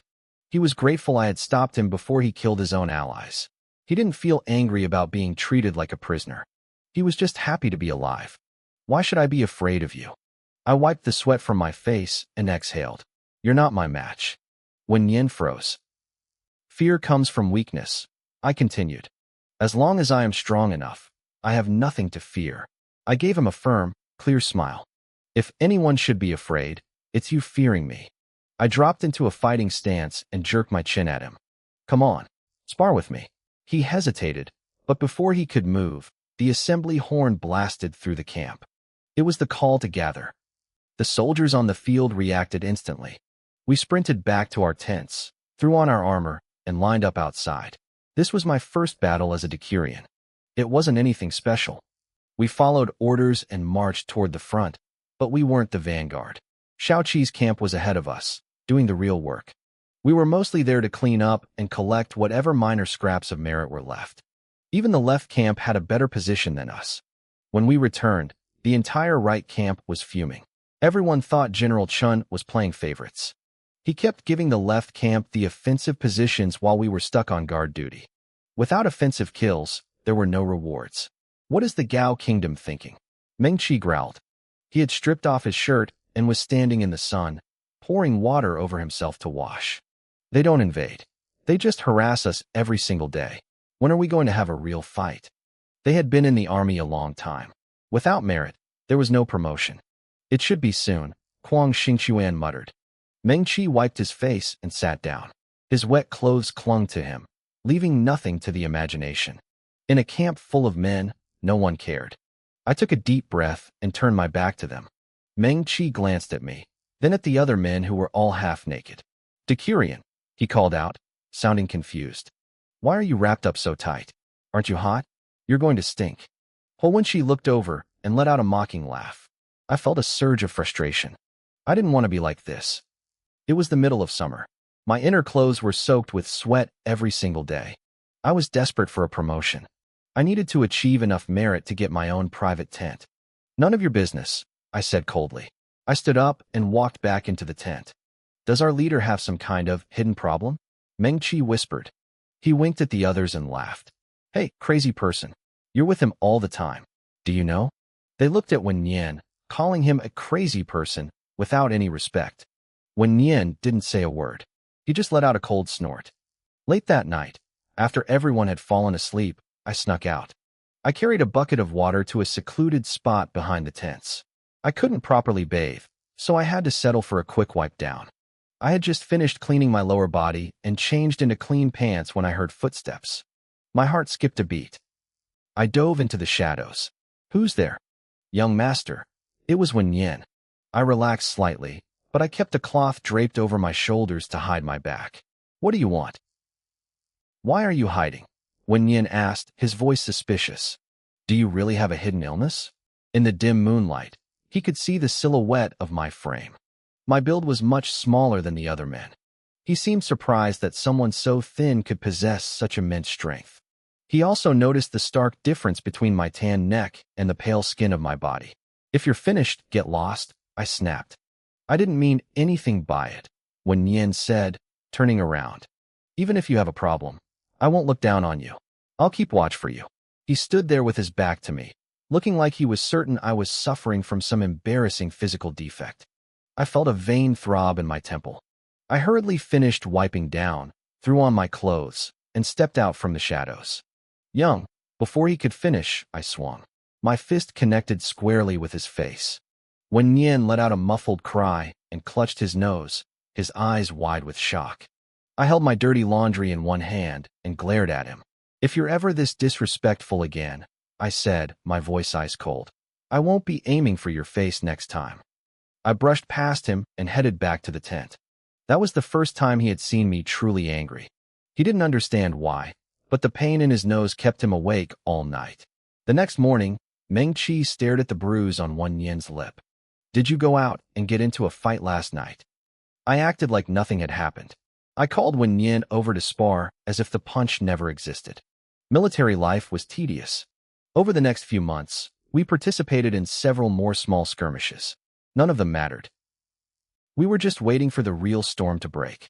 Those small skirmishes didn't result in much glory, but we didn't take many losses either. It felt more like the general was using the enemy to train us. Eventually, the Gao Kingdom lost interest in their aggressive frontal assaults. I knew what was coming next. Soon, they would send a formal letter of peace. Autumn arrived quietly. My relationship with my comrades remained steady but simple. I treated them exactly as I had in my past life, giving them space, yet staying approachable. I didn't act like a nobleman's son at all. I was just another soldier who happened to be good with a blade. During our sparring sessions, I'd offer tips and pointers. Slowly, they started to genuinely like me. The weirdest part for them was how I looked at them. I treated them like lifelong friends. Whenever we spoke, I had this knowing smile that made them feel awkward. They couldn't understand why I acted like we were so close. Then, the letter arrived. Deep into autumn, the Gao Kingdom finally reached out. To show their sincerity, they offered a princess for a political marriage. Our position on the battlefield wasn't great, so our leaders were more than happy to accept. There wasn't much debate. The war was traded for a wedding. On the day the peace treaty was signed, I stood at the back of the ranks. Given my low rank, I couldn't see the ceremony myself. But when the cheers erupted from the front, I knew it was official. Swords were swapped for handshakes. The war was over, for now. Zhongli, let's head into Lingwen town. General Chun granted the entire army a 2-day leave. Soldiers who had been cooped up for months flooded out like a dam breaking. Those who lived nearby sprinted for home, even if they only had enough time to see their families for an hour. The rest of us, like Meng Qi, who had no family left or lived too far away, headed for the town. I grabbed a few pieces of silver and joined them. Lingwen was a small, dusty place. There were no grand buildings, just dirt roads packed hard with stones. Local vendors lined the streets selling basic goods. The townspeople loved the soldiers. Old ladies would constantly try to shove food and drinks into our hands. Military rules forbade us from taking gifts, but the grandmothers were so persistent that we eventually had to duck into the side alleys just to get some peace. We found a small creek to splash some water on our faces and cool down. Suddenly, Meng Qi leaned in with a devious grin, winking at us. Hey, do you guys know a place, that kind of place? I'm broke, Wenqi snapped, immediately seeing through him. We were all men. We knew exactly what he was hinting at. I heard there's a cheap spot nearby, Meng Qi whispered. Don't you guys want to try? I'm sick of looking at your ugly faces every day. Huang Xingchuan was the first to decline. I've got a wife at home. I'm not getting mixed up in that. Meng Qi turned to Xiaohu. Xiaohu just looked away. I can't get it up for someone I don't like. I burst out laughing. Memories of my past life came rushing back. This exact conversation had happened before. Back then, Meng Qi ended up borrowing 2 taels of silver from me and went off on his own. The funny part was that despite his massive, intimidating frame, Meng Qi was a total coward when it came to women. He didn't even have the guts to walk through the front door of the brothel. He ended up walking in circles and returning my money an hour later. We teased him for years about that. Drinking is banned in the camp, and if the general catches you in a place like that, you're getting a beating, I said, shaking my head with a smile. Why don't you guys go find a scribe to write letters home instead? I know a place with great food. My treat. Meng Qi's eyes lit up. Our squad leader is being generous. I won't say no to that. Huang Xingchuan and Huo Wenqi went to send their letters while the rest of us wandered the market to pick up supplies. Eventually, we met up at a small tavern. It was packed, mostly with soldiers from other units. Nobody paid us much attention. What can I get you, officers? A waiter asked, scurrying over with tea. 2 jars of your best wine and a spread of your best dishes, I said, tossing a piece of silver onto the table. The waiter's eyes widened. Most soldiers were peasants with a few copper coins to their names. Seeing a whole piece of silver was rare. Right away, sir. Please, take a seat. When the food arrived, the guys hesitated. I laughed. It's just a meal, not a trap. Eat up. Meng Qi grinned. Well, if you say so, leader, I'm not holding back. They had been eating bland rations for months. The moment the strong liquor hit their throats, their eyes turned red with satisfaction. I poured myself a bowl and downed it in one go. I looked around the table at my brothers. A wave of relief washed over me. I was just grateful to see them all alive again. Is something on your mind, leader? Huo Wenqi asked. He was the observant one. Nothing, I said, smiling at him. I'm just happy to be here with you guys. Huo Wenqi looked stunned. He had suspected me for a long time. He thought I was acting nice just to gain their loyalty or keep them on guard. But after 6 months, I hadn't changed. He couldn't wrap his head around why a stranger would treat them with such warmth, or why I seemed to know their habits and weaknesses better than they knew themselves. Was I really just that observant? Or was there something else? Before he could ask, a loud crash echoed through the tavern. A table behind us was flipped over.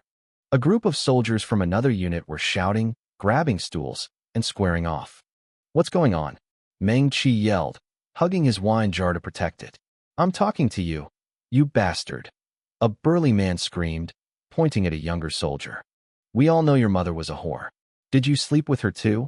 Or was she too busy with the rest of the village? Bang. The younger soldier didn't say a word. He just lunged forward and buried his fist in the big man's face. The tavern turned into a war zone instantly.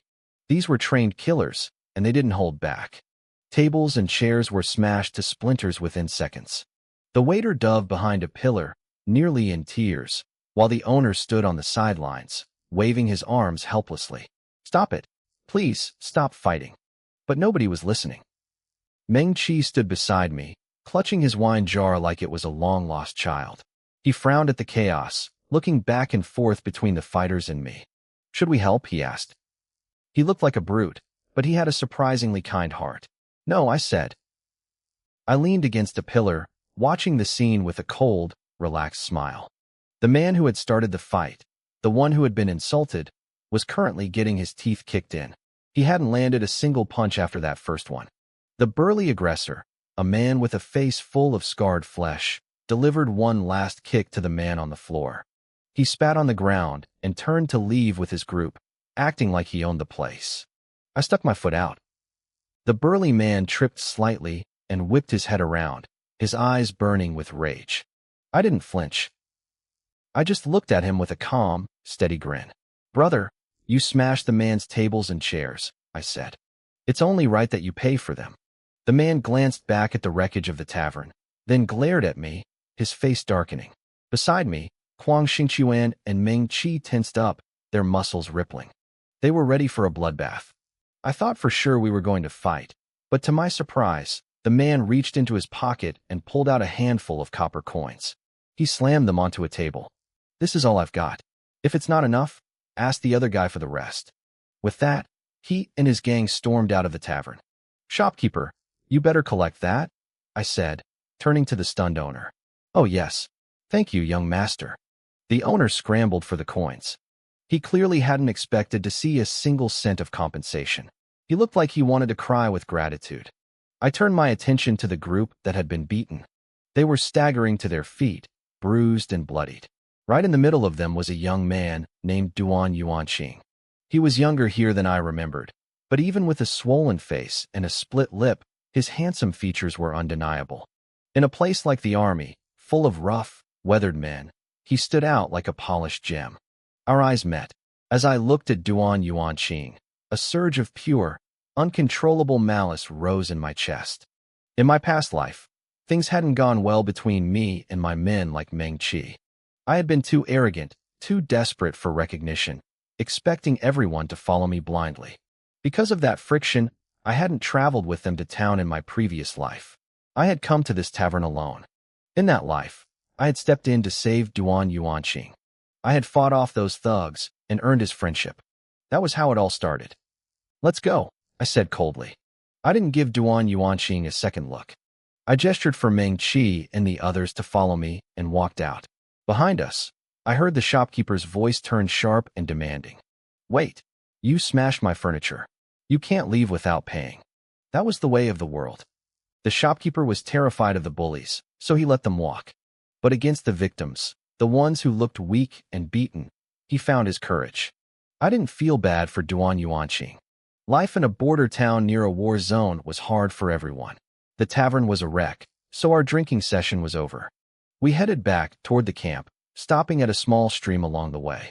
We all dunked our heads in and rinsed our mouths, trying to wash away the smell of alcohol. If the general found out we'd been drinking, it would be the heavy wooden staff for all of us. "Hurry up," Xiehu urged. He'd only had 2 sips, so he was the most sober. "We're going to be late for roll call." "Stop nagging," Meng Qi muttered, scrubbing at his shirt. "Those bastards spilled half my wine on me." We made it back under the cover of night, slipping into formation just in time. The shared tension of the tavern fight had actually brought us closer. As we were stripping off our gear back in the tent, Huanqi looked at me. "Leader," he said, his eyes sharp. "That guy who got beaten today, you know him, don't you? You have a grudge." I wasn't surprised. Huanqi was always the observant one. In my past life, as I rose through the ranks, he and Meng Qi had been my brothers in arms. Huanqi's ability to spot the smallest details had saved my life more times than I could count. I raised an eyebrow and shrugged. "I don't know him. I just didn't like his face. He's better looking than me." I was jealous. The tent went silent. The guys stared at me like I'd grown a second head. Xiehu actually walked over and looked me up and down. "Leader, you're not bad yourself," Xiehu said seriously. "I mean, sure, you're a bit short. And your muscles aren't that big. And you're a little, pretty, like a girl. But you're way tougher than that guy." I stared at him. "Wow, thanks, Xiehu. Truly." He had basically called me a short, weak woman, but in his head, it was a compliment. I tightened my fist, giving him a dangerous look that suggested I might teach him a lesson. But Huanqi quickly stepped in and pulled Xiehu away, changing the subject. I could practically hear Huanqi thinking, "Since when does a grown man care about who is prettier?" A few days later, the news arrived. The Gao kingdom had surrendered, and the soldiers were restless with nothing to do but train. Then, an imperial decree arrived from the capital. General Chen Jingxin was ordered to escort the princess of Gao to the imperial city.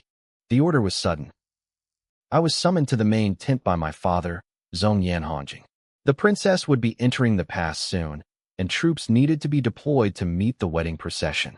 General Chen knew his departure was inevitable, so he stopped being formal with my father. He patted my father on the shoulder, his expression heavy. "Old brother, we've bled together for years," General Chen said. "This camp is yours now. But don't blame me for not warning you. Holding this position won't be easy. The crown prince's position is shaky, and the other princes are like a pack of wolves waiting to strike." He sighed, looking tired. "My family is already caught in the middle. I fear this trip to the capital won't end well for us. I've already recommended you to take my place. The official appointment should arrive soon." My father looked like he was about to cry. "General, don't try to speak for me," Chen interrupted. "The Chen family is beyond saving. Don't throw your future away trying to help. Your eldest son is brave and has a bright future. Don't waste his potential." He turned his gaze toward me, then back to my father. "When we deploy the troops to receive the princess, let your son, Zhongli, lead the way," Chen said, his tone firm. "I know you. You don't want to use your influence to give him shortcuts. But you need to think. He is your son. If I had a child that talented, I would spend every waking moment nurturing him, not throwing him out like a stray dog to fend for himself. My father lowered his head, his face red with shame.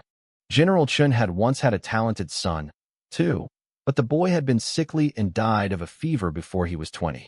His other children were mediocre, and his only daughter was a consort in the palace, the famous consort Xian. I remembered her clearly.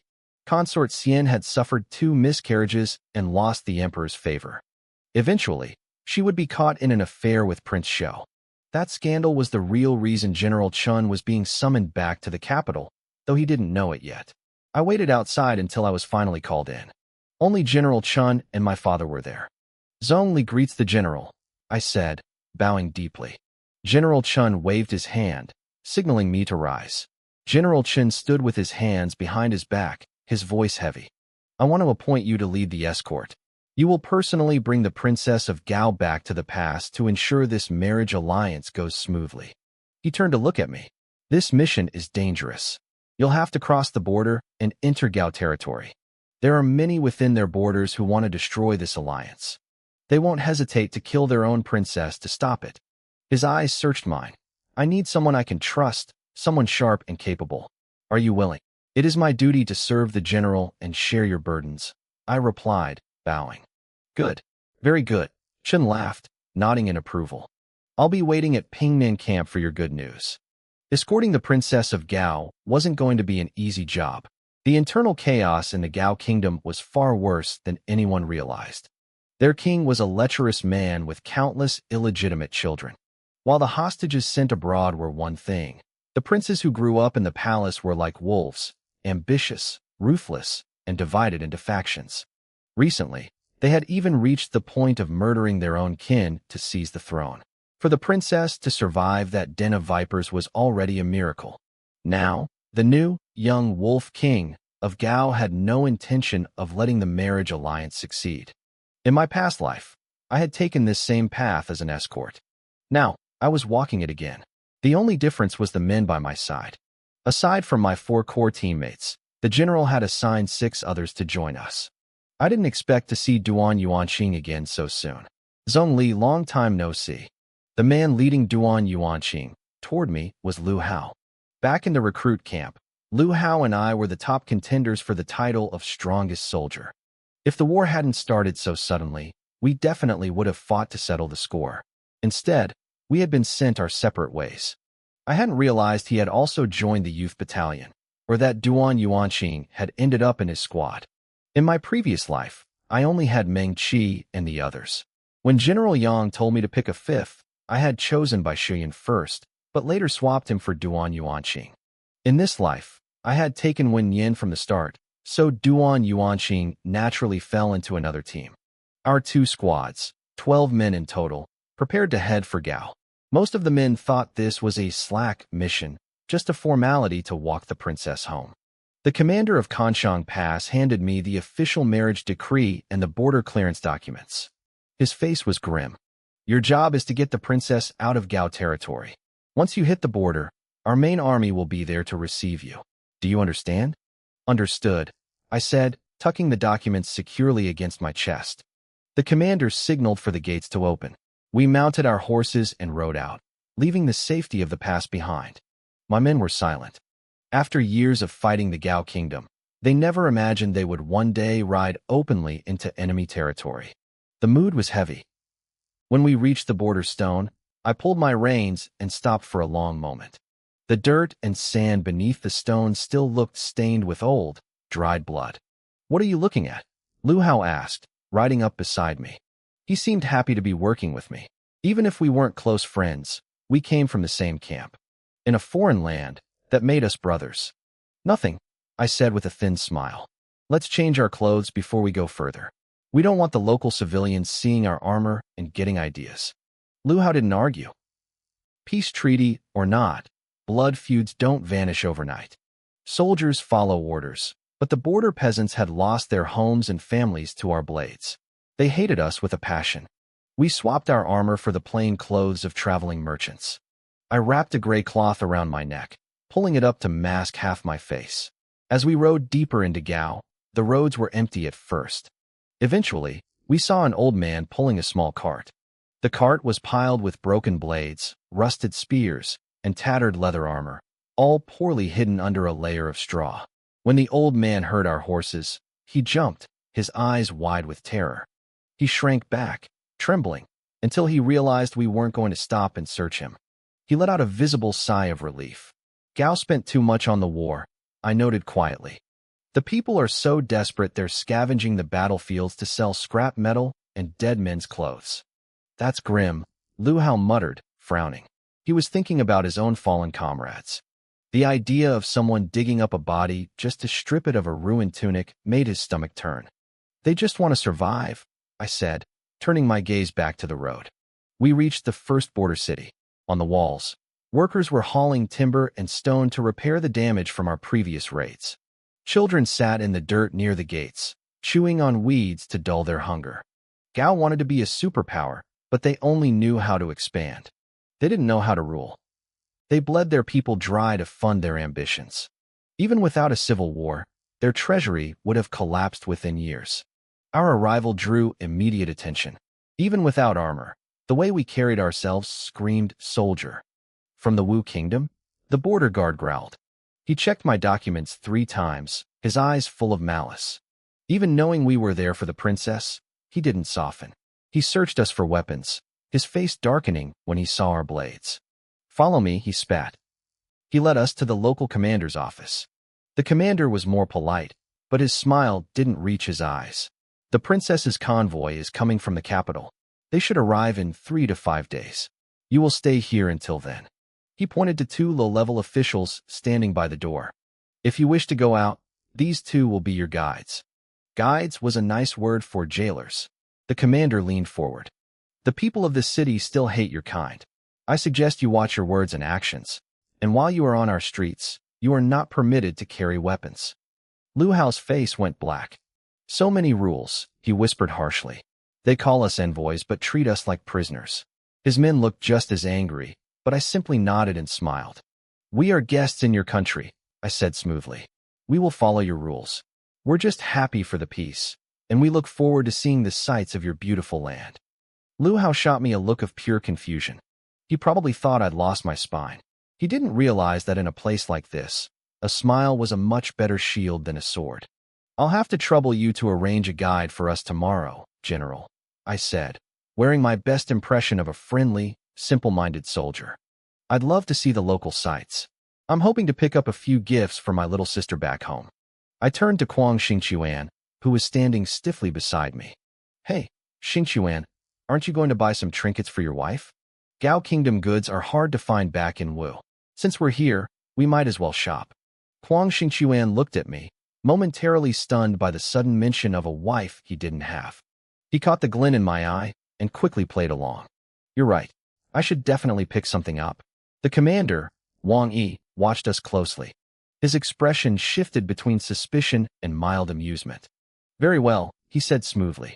I can arrange that. And how should I address you, General? My name is Wen Li, I replied, giving him a fake name. I hadn't dared use my real name, Zhong Yanli. The Zhong family name carried too much weight in the military, and my father, Zhong Yanhongjing, had fought the Gao Kingdom enough times for every commander here to know his name. Using it would have been a death sentence. Wang Yi nodded politely, made some small talk, and then excused himself. The moment he stepped out of the room, his face hardened. He signaled 2 soldiers waiting in the hallway. Watch them, he hissed. If they make a single suspicious move, report to me immediately. Yes, General. As the guards took their posts at our door, a border officer approached Wang Yi. Sir, who are these Wu Kingdom men? They look like they know how to handle themselves. Wang Yi narrowed his eyes. They're likely elite guards from the Wu army. They won't be easy to deal with. Tell Prince Wu to increase the security. We need more men. Inside the courtyard, I took a slow walk around our guest house. It looked like a residence recently seized from a local family. Everything was brand new, but there was only one way in and one way out. I gestured for Wen Yin to keep watch by the door to ensure no one was eavesdropping. Entering Dunka City was the easy part. I told them, my voice low and serious. Getting out will be the challenge. Tomorrow, We used the shopping trip as an excuse. I want you all to memorize the city's layout. Every alley, every gate. Lu Hao frowned. We can't learn it all in one day. Then we go out multiple times. I countered. I'll stay behind and try to get information out of Wang Yi. I need to know the guard rotations and the number of men at the gates. Meng Qi grumbled under his breath. We have the official papers to pick up a princess. We're not here to kidnap her. Why are they treating us like this? I leaned forward, my gaze locking onto his. If we can pick her up and leave without a fight, that's the best case scenario. But I'm not taking any chances. You men followed me out here, and I intend to bring every single one of you back alive. I stood up, my presence filling the small room. You're my brothers. I won't allow any accidents to happen to you. The room went silent. Meng Qi stared at me, his mouth hanging open. I was shorter than most of them, but in that moment, I felt like the tallest man in the room. Even Kuang Xingquan, who usually kept his distance, stepped forward and patted Meng Qi on the shoulder. It was the first time he'd ever backed me up. He's right, Kuang Xingquan said. Stay sharp. The next morning, the others headed out to scout the city. I stayed behind, acting like a man obsessed with his hobby. I spent the morning buying materials for handicrafts, and by the afternoon, I wandered over to Wang Yi's office. General, look at this, I said with a wide, sheepish grin. I'm trying to make a shuttlecock for my sister, but I can't get it right. I heard you have a daughter. Maybe you can show me how it's done? Wang Yi looked up from his desk, annoyed. Why are you doing this here? Go back to your quarters. Oh, I just thought you'd know best, I said, acting clumsy. I showed him the mess I'd made, feathers pointing the wrong way, the metal base tied on vertically. It was a disaster. Wang Yi winced at my terrible craftsmanship. If you give her that, she'll probably hit you with it. I rubbed the back of my neck, blushing. I'm just a rough soldier, General. I don't know much about these things. The old lady at the market tried to teach me, but my hands are too stiff. Wang Yi sighed, but he took the shuttlecock from me and started fixing it. How old is your sister? 12, I said, my eyes lighting up as if I were lost in thought. She's always followed me around like a shadow. Now that I'm in the army, she's probably lonely. Since we have peace now, I just want to finish this mission and get home to her. She has the best smile, General. She's going to love this. Wang Yi listened in silence as I rambled on about my family. To him, I looked like a naive, talkative recruit who couldn't keep a secret to save his life. He clearly thought I was just some low-level soldier sent on a suicide mission by a commander who didn't care about me. He almost looked pitying as he handed the finished toy back. There, now go back to your room. This is a military area. Thank you, General. You're a lifesaver. I beamed and hurried away. I did the same thing the next day, and the day after that. I made a small windmill. I told him stories about falling off a horse and how much I missed my mother's cooking. I acted like a boy who had only joined the army a few months ago. By the third day, Wang Yi stopped seeing me as a threat. He saw me as a kid who just wanted to go home. But while I was playing the fool, I was counting every soldier who passed by. On the fourth day, a messenger arrived in a cloud of dust. General, Prince Wu's escort has arrived. The princess will be here shortly.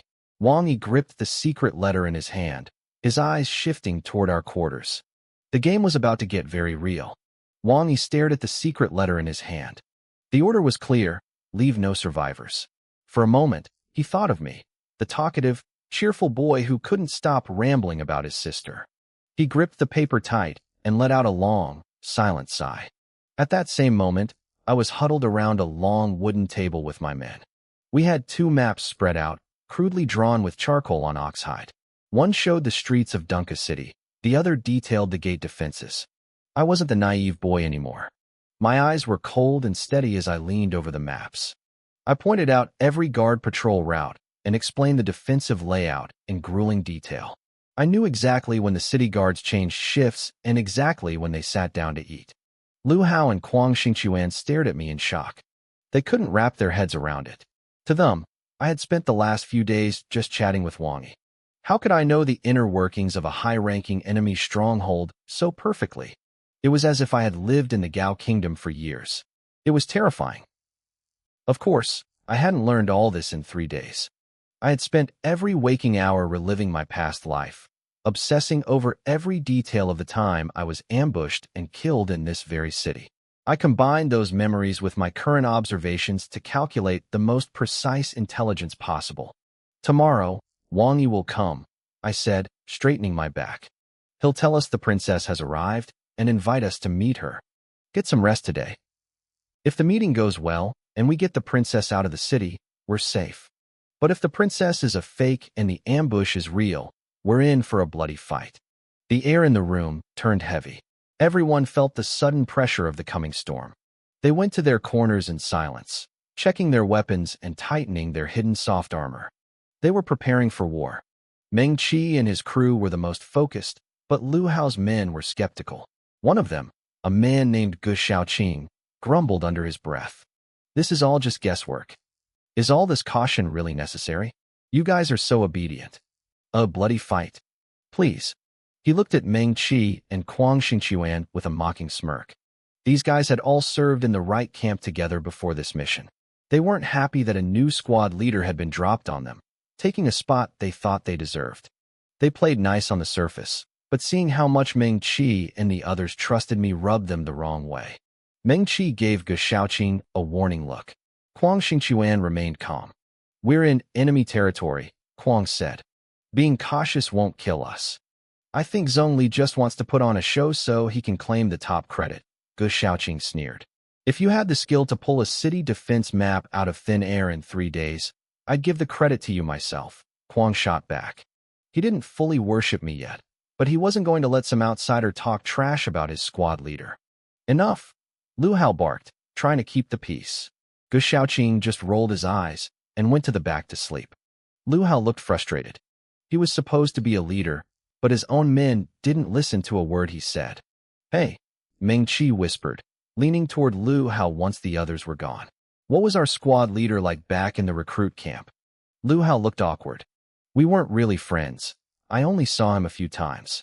But he can fight. He remembered the Battle of Huiyuan, where I had stood my ground against 100 men. He's a monster on the battlefield. Meng Qi was confused. In the recruit camp, I was a ghost, someone who trained, ate, and slept alone, never getting close to anyone. But since I'd taken over this squad, I had been nothing but attentive and protective. The two versions of me didn't match at all. Outside, I stayed hunched over the maps. Wen Nian leaned against a pillar, watching me with a faint, knowing smile. He didn't say a word, and the next morning, right on schedule, Wang Yi arrived. He told us the princess had reached Dengku and invited us to the official audience. I let a look of pure joy spread across my face, acting like a kid who was finally going home. General, wait. Let me grab the things I bought. Wang Yi assumed I meant the gifts for my sister. But when I hauled out a massive wooden crate, he blinked in surprise. That much. I laughed and said, the other brothers bought things for their families too. Here, look. I tried to open the crate with one hand, but it was heavy and awkward. The lid only cracked open an inch. Wang Yi caught a glimpse of a shuttlecock, a small windmill, and some floral fabric. He recognized the toy he had helped me fix. He looked at me, seeing my eager face, and his expression softened with a hint of pity. He knew I was walking into a trap. He knew I would likely be dead in an hour. Don't keep the princess waiting, he said, waving me off. Let's go. Right. I hugged the crate tight and followed him. We reached a heavily guarded courtyard. As expected, they wouldn't let us carry weapons inside. I turned and handed the heavy crate to Wen Yan. Wait here, I told my men, looking at Wang Yi. I'll go in alone to see the princess. My men are rough around the edges. I don't want them to accidentally disrespect her. I straightened my robes, looking nervous and solemn. I pulled out my official documents and the imperial decree for the marriage. Lead the way, General. The guards at the door eyed me coldly. They looked at Wen Yan, then at the crate. They looked to Wang Yi for confirmation. Wang Yi gave a small, almost imperceptible nod. He was telling them the box was harmless. Follow me, the guard said. I kept my head down, acting timid, but my eyes were moving. I counted every guard we passed. I memorized every exit. We stopped in front of a set of ornate doors. Your Highness, the guard called out. The envoy from the Wu Kingdom is here to receive the bride. There was a long silence. Then, a woman's voice drifted from inside. Let him in. I bowed my head and stepped cautiously into the room. Inside, a white silk screen stood in the center, obscuring everything behind it. I could see a woman's silhouette sitting behind a white silk screen. I knelt, holding my documents high above my head, and spoke in a clear, loud voice. "I have been ordered to escort the princess into the pass," I announced. "These are the official documents from the great general. Please, Your Highness, take a look." The shadow behind the screen moved slightly, then straightened. A woman's voice drifted out again. "Please, envoy, bring the documents forward." I kept my head low, acting like a terrified commoner. "I am a man of humble origins. I wouldn't dare desecrate your dignity by approaching. I will stay here." "Kaling, go get them," the voice commanded. A maid stepped out from behind the screen. She looked calm, but as she reached for the scrolls, I saw it. Her fingertips were trembling uncontrollably. In a heartbeat, I dropped the act. I lunged forward and delivered a devastating kick to the silk screen. It collapsed instantly, revealing the scene behind it. The real princess of Gao was sitting there, her face streaked with tears and twisted in terror. Behind her chair stood a man, a sharp blade held to her throat. He looked stunned by my sudden attack. I didn't give him time to blink. I had hidden a dagger inside the imperial decree. With a flick of my wrist, I threw it. The blade whistled through the air and buried itself deep into the man's throat. The princess screamed. The sound shattered the silence and alerted everyone outside. I lunged forward and grabbed the beautiful woman's slender wrist. "Princess of Gao?" I asked. She was paralyzed with fear, her mouth hanging open, unable to speak. I didn't need a verbal confirmation. I yanked her toward me just as the doors burst open. Assassins in black robes swarmed through the doors and windows, their swords gleaming. They didn't say a word, they just started hacking at us. I pulled the princess behind me, parrying blades left and right. In the chaos, the maid, Kaling, did something I didn't expect. She threw herself onto the points of the incoming swords to block them. "Take the princess and go," she screamed at me, blood coughing from her lips. The princess wailed, struggling to break free of my grip to save her friend. I couldn't let her. I grabbed her around the waist and hauled her out of the room, sprinting toward the courtyard gate. Outside, the air was filled with the sound of clashing steel. My men were already fighting. These bastards were prepared for us. "Wen Yan," I warned. "Coming." Wen Yan appeared on top of the courtyard wall. He heaved the heavy wooden crate through the air toward me. I leaped up, spinning in midair, and smashed the crate open with a powerful kick. Wood splinters exploded everywhere. The toys, the little windmills and paper kites, scattered in the wind. But hidden among the junk was my long saber. I caught the hilt in midair. The blade cleared the scabbard with a cold hiss. In one fluid motion, I sliced through the throat of the nearest assassin. A mist of blood sprayed the stones. From the edge of the crowd, Wang Yi watched the scene unfold. I saw the moment his brain finally caught up. His face turned from confusion to a sickly, pale green. "The brat tricked me," he screamed, his voice trembling with rage. He watched me carve a path through his men, his eyes wide with shock. "Quick, close the city gates. Don't let them escape." I managed to fight my way to Lu Hao and the others, the princess still tucked under my arm. My men were covered in blood, but their eyes lit up when they saw me. If I hadn't been so cautious, if I hadn't planned for this betrayal, we would all be dead bodies in that courtyard right now. I pushed the princess toward Lu Hao. "Take her and get out of the city. I'll hold them off." Lu Hao stared at the massive wave of soldiers closing in. "If you stay, you're dead." "Go," I shouted. I didn't hesitate. I stepped forward and swung my saber, diving back into the thick of the enemy. Lu Hao gritted his teeth, signaled the others, and made a break for it. They had the city maps I'd studied. They knew the shortcuts. They grabbed a carriage and raced for the gates while I drew the heat. Wang Yi was furious. He wanted my head specifically. I led my remaining men, including Meng Qi, into the narrow back alleys. We had spent days sightseeing. In reality, we were memorizing every inch of this city. We split up, running in different directions to scatter their forces. I told them we would meet outside the walls. In my past life, I was always the one being chased because of my family name. This time, I had kept my name a secret, but Wang Yi hated me even more because I had played him for a fool. I looked back at the hundreds of soldiers screaming for my blood and sighed. I ducked into a dark alley, my lungs burning. Wang Yi stopped his horse, realizing something was wrong. How do these outsiders know our streets better than we do? He summoned the clerk who had been watching us. They went everywhere. The clerk stammered, his head low. Small taverns, pastry shops in the alleys. I thought they were just poor and couldn't afford the main road. Wang Yi's face contorted. He had never been humiliated like this. He kicked the clerk to the ground and let out a primal roar. That little thief. I will skin him alive. The city was placed under total lockdown. Wang Yi mounted his warhorse and led the hunt personally. Eventually, they cornered me. I stood alone in a square, surrounded by a ring of steel. Wang Yi rode up, his eyes cold and murderous. Kid, he sneered. I underestimated you. You almost pulled it off.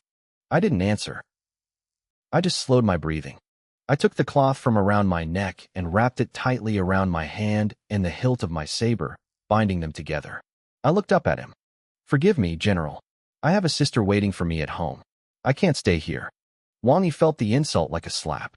He roared, leaped from his horse, and swung his heavy sword down at me with everything he had. Good, I shouted. I stepped forward, meeting his strike head-on. The impact sent a violent vibration through my blade, ringing in my ears. But I didn't buckle. I didn't move an inch. Wang Yi's eyes widened. He realized in that moment that he wasn't fighting a boy. He was fighting a monster. Wang Yi realized too late that he had underestimated me. He didn't hold back anymore, swinging his sword with desperate fury, but I met every strike. With every clash of steel, I could see the shock growing in his eyes. I parried a heavy blow that sent a numbing vibration through my palm, but I didn't back down. I felt a cold, natural killing intent rising within me, fueling my movements. My saber felt heavier, stronger, and more precise than his. I pressed him hard, forcing the great general to retreat step by step. Then, I saw my opening. With a swift flick of my blade, I sent Wang Yi's sword flying into the air. My saber swung down in a lethal arc, nearly taking his hand off. Fire, a voice screamed. It was Wang Yi's lieutenant. Seeing his commander defeated, he didn't care about honor. A wave of arrows whistled through the air toward us. I had no choice. I abandoned the killing blow on Wang Yi and spun away, my saber dancing to deflect the incoming shafts. I rolled across the dirt, narrowly dodging the first volley. I pushed myself up to one knee and looked Wang Yi dead in the eye. General, we didn't finish this today. Consider my life a gift for now. But next time we meet, only one of us walks away. My gaze was cold. I let out a guttural roar, my saber thirsting for blood. I charged straight into the surrounding circle of soldiers. Arrows rained down. One soldier thought he had me. He saw his arrow bury itself in my shoulder and started to grin. That grin died instantly as I blurred toward him like a god of death. I swung my blade, and a spray of hot crimson painted the air. The blood splattered across my face, warm and metallic. I reached back, snapped the shaft of the arrow lodged in my chest, and kept moving. I was a whirlwind of steel. These soldiers had never seen anyone fight like this. They flinched, their eyes wide with terror. One brave soul tried to rush me, but my blade found his throat before he could even scream. Zhongli. A spear suddenly whistled from a rooftop, skewering a soldier right in front of me. I looked up and saw Wen Yin jumping down. I swallowed the copper taste of blood in my throat and felt a wave of relief. We fought back the immediate crowd, and I grabbed Wen Yin's hand as we leaped onto the rooftops, racing toward the city gates. Meng Qi and the others are clearing the way, Wen Yin shouted over the wind. Don't get bogged down. He glanced at me, his eyes full of disbelief. What did you do to piss them off this much? There are hundreds of them. I didn't answer. I just gritted my teeth and kept running. We reached the gates to find Meng Qi and the rest of the crew in a brutal melee with the guards. They weren't losing, but they weren't leaving either. They were waiting for me. Get back, Meng Qi roared. He was like a human shield. He grabbed a massive wooden pillar used for bracing the gates and swung it like a toy, smashing a dozen soldiers aside. Next to him, Xiaohu was a blur, his arrows picking off every archer on the walls. Huo Wenqi and Kuang Xingquan stood back to back, carving a path through the infantry. Their coordination was perfect. I gave Meng Qi a sharp nod. Go! Meng Qi let out a triumphant shout, hurled the massive pillar into the crowd one last time, and we all sprinted out of the gates. Stop them, Wang Yi screamed from behind us, his face purple with rage. We didn't look back. We hijacked horses at the gate and galloped toward the border of the Gao kingdom.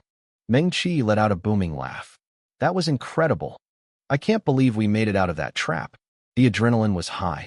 The guys were cheering, celebrating our escape from certain death. They didn't notice that I was slowly slumped forward. My vision was blurring. By the time Wen Yin realized my horse was falling behind, I had already let go of the reins, my body draped limply over the horse's neck. "Leader," Huang Xingquan shouted, pulling his horse to a halt. "He's hurt." Meng Qi looked back and cursed. The Gao cavalry was already streaming out of the city in pursuit. "We'll lead them away," Huo Wenqi shouted, thinking fast. "Wen Yin, take the leader and go." Wen Yin didn't waste a second. He leaped from his horse onto mine, pulling me against his chest and snapping the whip. Huo Wenqi and the others veered off in the opposite direction to split the pursuit. As we rode, Wen Yin's arms around me began to feel sticky. The warmth of my blood was soaking through his clothes, staining his hands. I could hear his heart hammering against his ribs. He was panicking, his breathing becoming ragged. I felt a sharp spike of pain as his grip tightened, pulling me back from the edge of unconsciousness. I let out a low groan. "Zhongli," Wen Yin's voice was thick with emotion. "Hold on. I'm getting you back." You can't run fast with me like this," I whispered, my face deathly pale. I forced myself to look at the passing terrain. "Go left, 800 meters. There's a rocky canyon. We have to climb it." I closed my eyes, fighting the darkness. "There's a cave behind a waterfall." Wen Yin didn't ask how I knew the area so well. He just followed my directions. We reached the canyon, but the horses couldn't go any further. He slid off, pulled me onto his back, and began to trek through the jagged rocks. The path was narrow and treacherous, but I kept whispering directions until we reached the hidden cave. "Just leave me here," I said, taking a shaky breath. "Go." Wen Yin looked at me like I was insane. "What kind of person do you think I am? I'm not letting you die." He growled, tore his outer robe into strips, and used them to carefully lower me down into the hidden grotto. Then, using his spear to brace against the rock wall, he leaped down after me. The cave was a hidden world. A few hundred meters in, a massive waterfall thundered down, completely veiling the entrance from the outside world. Unless you knew it was there, you'd never find it. When Yin turned to check my wounds, his face grim in the dim light. If I remembered correctly, I was still a new recruit in this life. I had only been in a few battles, and I had never stepped foot inside the borders of the Gao kingdom. So, how did I know about this place? I leaned against the cold stone wall, cold sweat drenching my forehead. I struggled to regulate my breathing, each gasp feeling like a blade in my lungs. "Wen Yin," I rasped. "Go outside. See if there are pursuers. This place is hidden, but we can't be too sure." "Your injuries are more important," Wen Yin said, ignoring my order. He strode toward me and knelt, reaching out to unfasten my blood-soaked tunic. "Don't touch me." I froze, my voice turning ice cold as I slapped his hand away. "That's a military order." Wen Yin stopped, staring at my defensive posture. I could see the confusion in his eyes. He probably remembered the time I insisted on bathing alone, away from the other soldiers. He didn't understand why I was so obsessed with privacy, especially now, when I was balanced on the edge of life and death. He took a deep breath, tore a strip of cloth from his gear, and tied it over his eyes. "I won't look," he said, his voice low. "Just let me help you." I stared at him for a long moment. He wasn't going to leave. I had no choice but to compromise. "I've been hit by an arrow," I admitted. "Pull it out." I heard his breath hitch.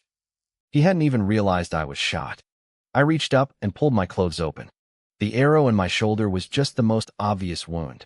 My abdomen was slashed, my ribs felt shattered, and my back was a canvas of deep purple bruises. Every movement was a battle against the darkness threatening to take me. I bit down on a piece of cloth to keep from screaming. I guided his hand to the broken shaft. "Do it." Wen Yin gripped my shoulder, found the arrow, and pulled it out in one clean motion. I nearly bit through the cloth, my body jerking in agony as fresh blood surged. I pressed a bandage to the wound, my hands shaking uncontrollably. "Zhongli, how is it?" Wen Yin asked, his voice trembling. He reached for his blindfold. "Don't move. I barked, my face deathly pale. I used my teeth and my one good hand to tie the bandage tight. The blood was already soaking through. My vision was blurring, and the pain from my ribs was becoming unbearable. I looked at Wen Yin, and for a second, I saw someone else. In my past life, I had been in this exact position, bleeding out in a hidden cave. Back then, it was a man named Duan Yuanqing who stood where Wen Yin was. Duan had pretended to be loyal, claiming he would lead the pursuers away and come back for me. In reality, he was just a coward who couldn't find an exit and crawled back to hide behind my strength. Wen Yin, I said, my voice finally steadying. I don't want to have to kill you one day. If that day comes, I won't hesitate.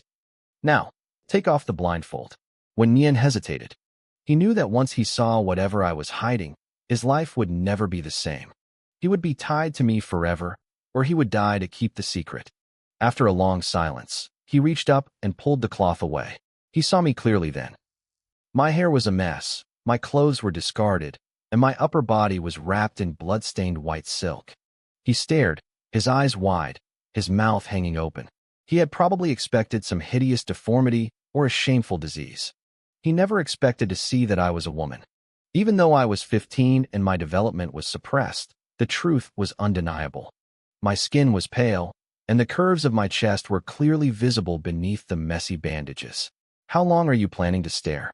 I asked, my voice flat. Young master.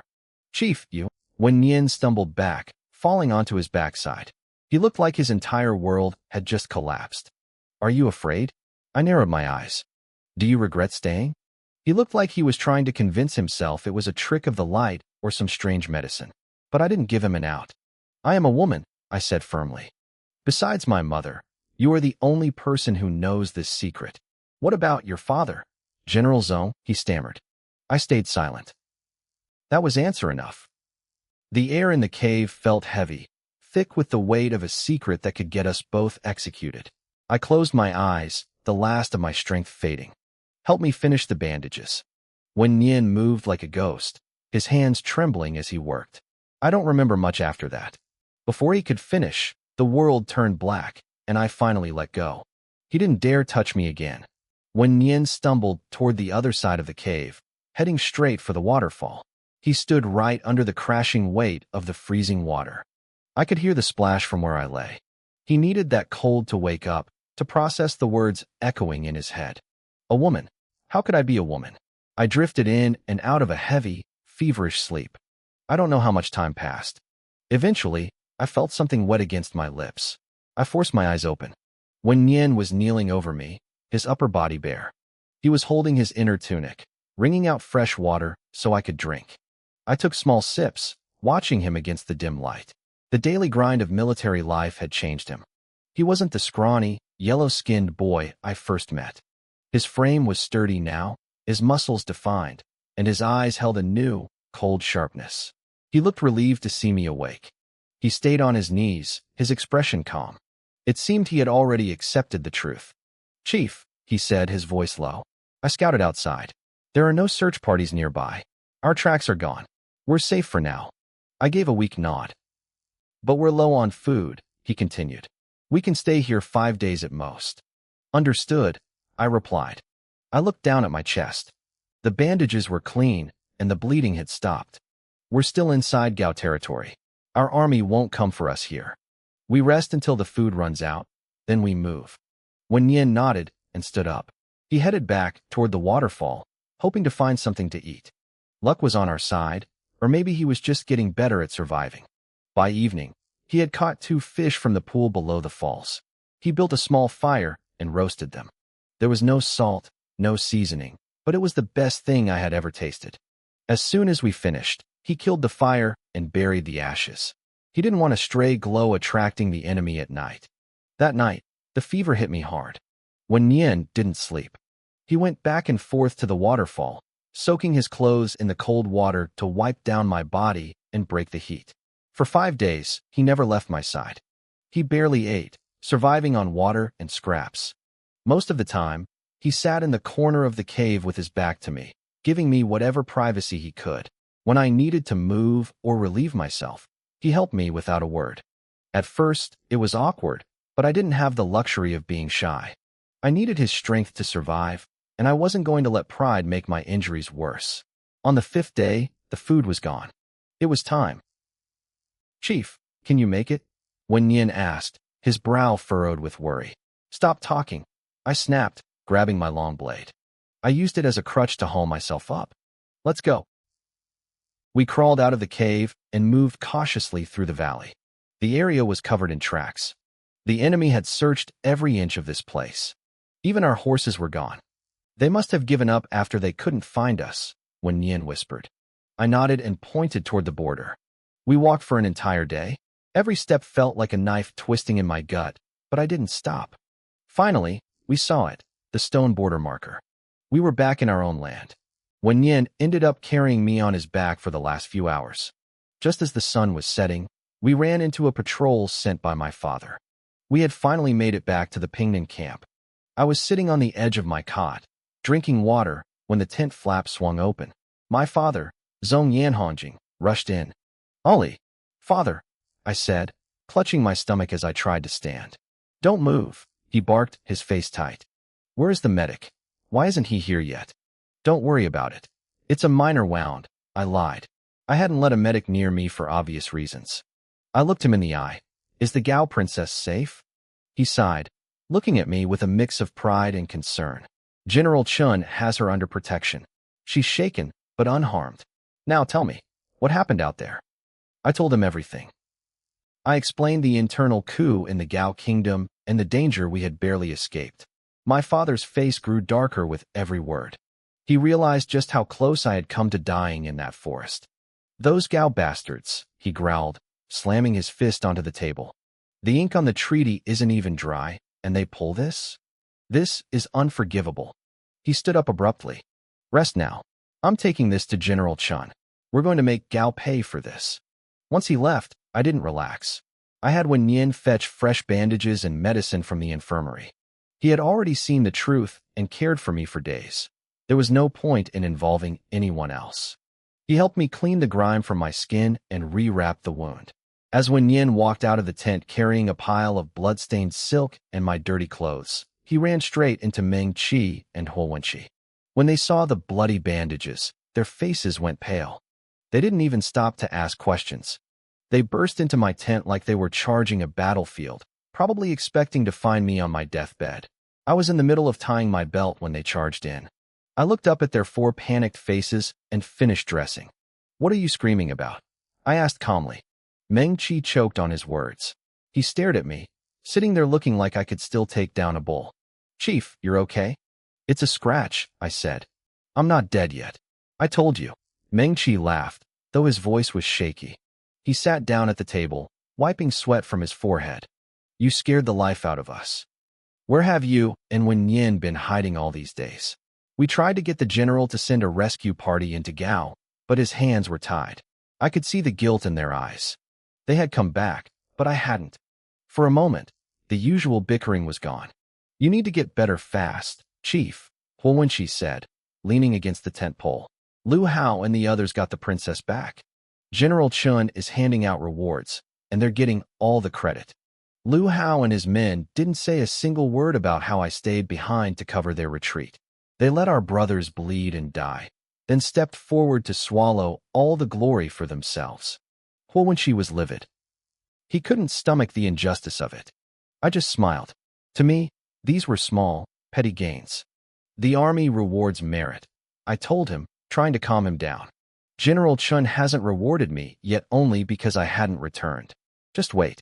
I knew the capital would be sending someone to escort the princess of Gao back soon. When that happened, the real rewards would follow." Huo Wenqi looked at me with suspicion. He didn't understand how I knew so much, but before he could press me, Wen Yin stepped in and kicked everyone out. He insisted I needed rest to heal my wounds. During my recovery, Lu Hao tried to visit several times. Meng Qi and the others chased him away every single time. They had no respect for a man who ran for his life and claimed solo credit, and they certainly weren't interested in his excuses. I stayed in bed for 10 days. By the end, I felt like my bones were turning to mush. Finally, word arrived from the capital. The princess of Gao was preparing to begin her journey to the emperor, But she had one final request. She wanted to see me. My strength had mostly returned, so I dressed in my full gear and headed to General Chen's main tent. The setup was the same as before. A silk screen stood between us, hiding her from view. Outside, the Emperor's personal golden armor guards stood watch. Inside, the tent was filled with eunuchs and handmaidens. The Emperor was 62 years old, and he was reportedly thrilled with this union. The princess was famous for her beauty, and a gift like her was exactly what an old ruler desired. Subject Zhongli pays his respects to the princess, I said, kneeling before the screen. Please, young general, rise. Her voice trembled. Through the hazy silhouette of the screen, I could see her clutching her sleeves. She was sobbing quietly. She must have been thinking about the nightmare we escaped in Dunka City. I heard you were gravely injured. I didn't wish to disturb your recovery, but I leave for the capital tomorrow. She took a shaky breath. I am deeply indebted to you for risking your life to protect me. Gao Jieyue thanks the general for saving her life. I do not deserve such praise, princess, I replied, standing with my hands at my sides. It was simply my duty. Gao Jieyue watched my shadow through the silk, her eyes blurring with tears. She knew the truth. She was just jumping from one wolf's den into another. Her closest mate had died for her, and now she was truly alone. A man as brave as you will surely achieve greatness, she said softly. I wish you peace and safety. I will wait for you in the imperial city. I bowed and exited the tent. I knew she wasn't as innocent as she sounded. No one survives the chaos of the Gao royalty by being soft. In my memories of the past life, she eventually became the emperor's favorite. She was brilliant and ruthless, building her own power base faster than anyone expected.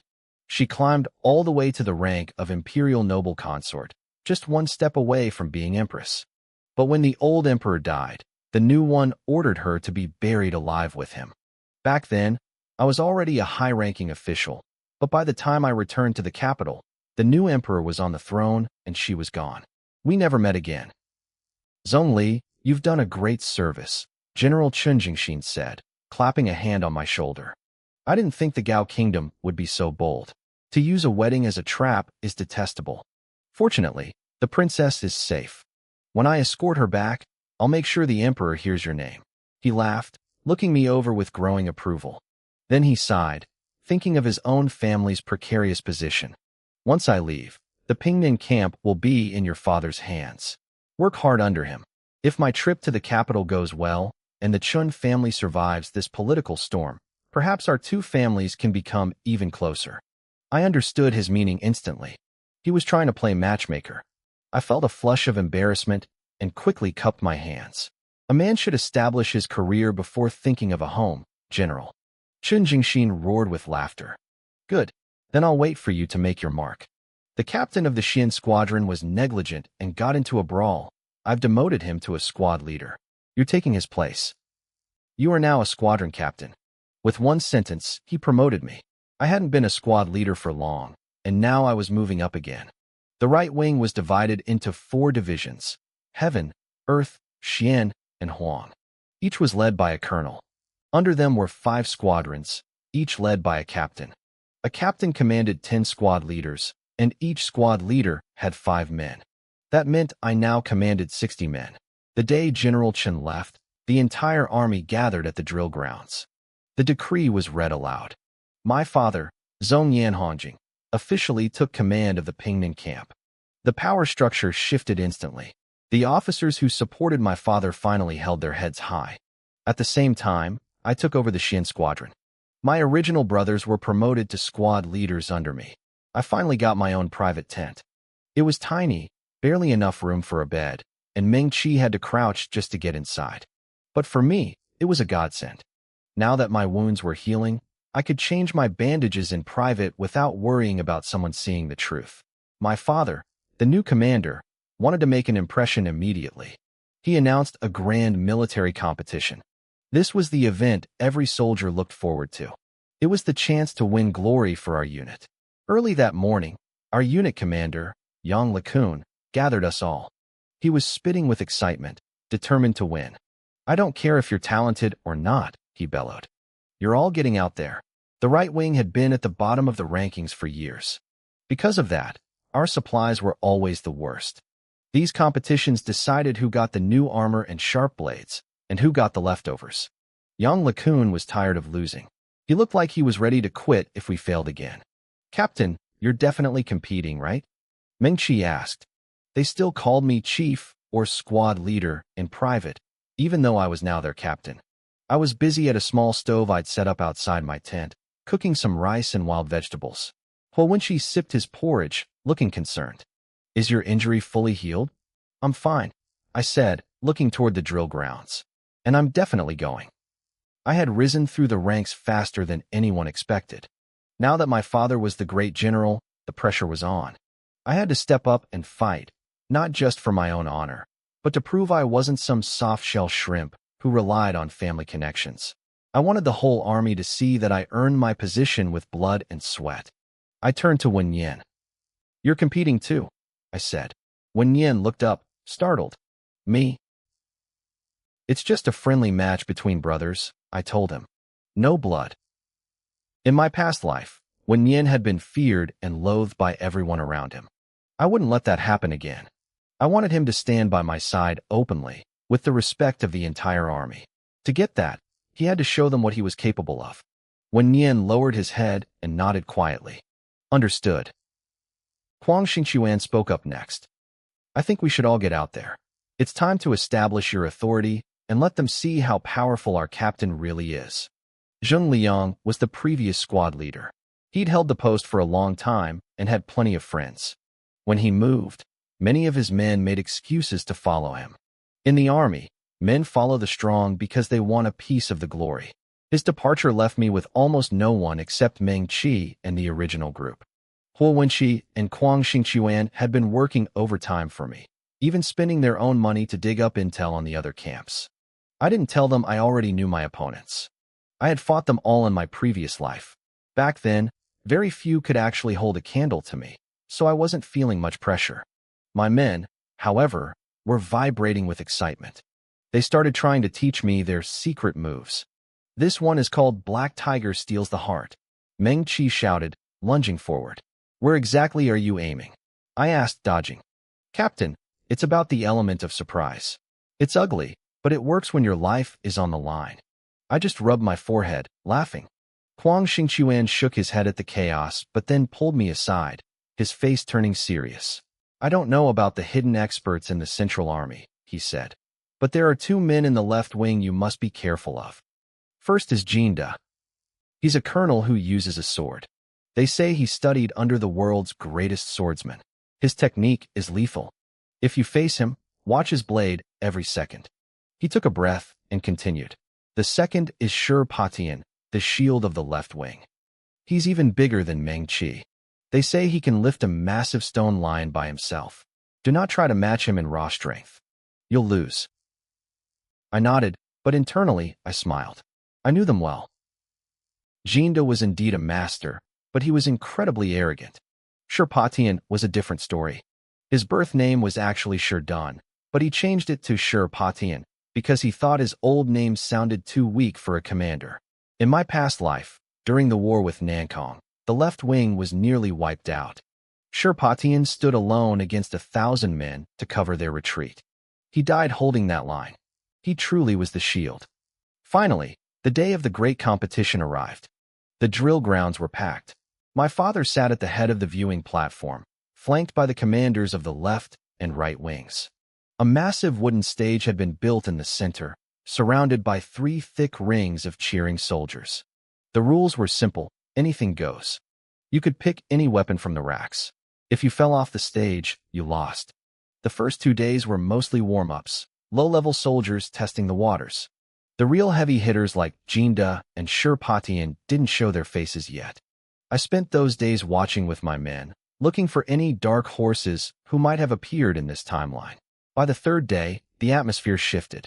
The men on the stage were skilled, and the generals in the stands finally started paying attention, looking for talent to scout. "Isn't that Lu Hao?" Meng-Chi pointed. On the stage, Lu Hao was facing the current champion. He moved fast, knocking the man down in just a few moves. "He's pretty good," Meng-Chi admitted. "He's a squad leader for a reason," Huang Xingquan added. He wouldn't have made it back from the Gao kingdom otherwise. Suddenly, Hu Wenqi let out a gasp of surprise. Wait, the guy going up now, isn't that Duan Yuanqing? He's one of Lu Hao's own men. The crowd went quiet, then erupted in whispers. Why would a subordinate challenge his own leader? What a backstabbing rat, someone from the left wing spat, spitting in the bowl he just ate from. Everyone knew what was happening. Duan Yuanqing wanted to climb the ladder by stepping on his captain's head. Huang Xingquan's brow furrowed. Working with someone like that is dangerous. He'd stab you in the back on the battlefield just to steal your credit. I thought he was a decent guy back in Gao, Meng Qi growled, his face full of disgust. We weren't always respectful to you, Captain, but we never dreamed of pulling a stunt like this. A man should rise on his own merit. Duan Yuanqing wanted to prove he was stronger than Lu Hao in front of all the generals. In my past life, he had been under my command. Because I rose so quickly, he never had to resort to these dirty tactics to get promoted. But here, things were different. They're starting, Meng Qi yelled. Duan Yuanqing and Lu Hao clashed. It quickly became clear that Duan Yuanqing had been hiding his true strength during daily drills. He had been waiting for this exact moment to strike. Lu Hao, who usually shared his rewards equally with his men, was being humiliated by the very man he helped. With a sharp flick of his sword, Duan Yuanqing sent Lu Hao's polearm flying. Without a second of hesitation, he delivered a brutal kick to Lu Hao's chest, sending him crashing off the stage. The coldness of the move shocked the crowd. Meng Qi was purple with rage. He jumped up, ready to storm the stage. I'll kill him, Meng Qi roared. I reached out and caught his arm. I stood up, my eyes fixed on Duan Yuanqing. I'm going, I said. Meng Qi blinked, confused. Now? But Captain, if you go up this early, you'll have to fight way more matches. Let me go handle that rat first. Don't underestimate me. I patted Meng Qi's chest. I know you could crush him easily. I'll give you a chance to vent your anger later. But Lu Hao and I came out of the recruit camp together. This insult, I'm handling it myself. Just let me vent a little, I said, a cold smile tugging at my lips. My eyes were icy. It's just a few extra matches. If I have to fight to the death, so be it. I didn't wait for a response. I leaped straight down from the spectator stance. Huang Xingquan, Meng Qi, and the others stared after me in shock. They were moved that I was sticking up for Lu Hao, but they were mostly surprised to see me show any temper at all. Usually, I kept my cool. Even though I was younger than most of them, I carried myself with a maturity that made me seem older. At first, Meng Qi and the guys thought it was an act, just me putting on airs. But after spending time together, they realized that was just who I was. Calm, gentle, and never one to pick a fight. Even during sparring sessions, I never talked trash. It felt like nothing could actually make me angry. Back at Duqing, even when Lu Hao's men insulted me repeatedly, I had ignored them. They admired my restraint. But seeing me step up now for a guy I barely knew, just a former recruit camp buddy, changed things. Our captain is a real one, Meng Qi muttered, his voice full of genuine respect. If he wasn't, he wouldn't have pulled us up with him after he got promoted, Hu Wenqi added, crossing his arms. He watched me walk across the dirt and help Lu Hao to his feet. Zhongli, Lu Hao gripped his chest, coughing. He looked at me, stunned. When he saw I was heading for the stage, he grabbed my arm. Be careful. He's using hidden internal force. He's dangerous. I gave his hand a reassuring pat and nodded. Then, I turned and vaulted onto the platform. Duan Yuanqing frowned as I landed. Zhongli, you and Lu Hao aren't even close. Why stick your neck out for him? Even if you beat me, you get nothing out of it. Why bother? He was trying to talk me out of it. I didn't give him the satisfaction of a long reply. I took a single step forward, my face a mask of indifference. If you want to fight, fight, I said. Stop wasting breath. Duan Yuanqing took a deep breath and settled into a combat stance. Fine. Don't blame me for what happens next. Below the stage, the crowd erupted. Meng Qi and his crew were the loudest, their voices booming over everyone else. Captain, give him what he deserves. Up on the command platform, General Yang Lekun glanced nervously at my father, Zhong Yanhongjing. Most of the generals there knew who I was. They were all watching my father's face, trying to read him. Yang Lekun was even wondering if he should signal someone to tell Duan Yuanqing to throw the match. But my father sat there like a statue, back straight, expression unreadable. Yang LeCun exchanged a look with another officer, about to test the waters with a comment, when a deafening roar came from the crowd. His heart sank. He thought I'd been defeated instantly. He whipped his head around to look at the stage. I was standing perfectly still. Duan Yuanqing, however, was curled on the floor, clutching his chest, and staring at me in pure disbelief. "Let me help you out," I said. I didn't give him a second to recover. I stepped forward and kicked him like he was a piece of trash, sending him flying off the stage. He hit the sand below, tumbling awkwardly. The soldiers cheered. "Evil brings its own end," I muttered, looking down at him with pure disgust. The crowd went wild. Not a single person stepped forward to help Duan Yuanqing up. "Great skills, brother," a voice boomed. A man with his sleeves rolled up climbed onto the stage, laughing. He cupped his hands in a respectful greeting. "I'd like to test myself against you." "Please," I replied. I dropped the contempt I had for Duan Yuanqing and returned the gesture. The man didn't waste time. He picked a standard long spear from the weapon rack and waited for me to choose. I turned and grabbed a simple short sword. The man frowned. "Careful now. A long reach is a strong reach. I'd hate to hurt you because your weapon is too short." I smiled. Long weapons have their uses, but short blades have their secrets. He saw the confidence in my eyes and nodded. "Qin Hu, from the 1st Battalion, Jia Squad. Zhong Li, from the 2nd Battalion, Xian Squad." "So you're the famous Zhong Li." Qin Hu laughed, spinning his spear into a blur. "Come on then."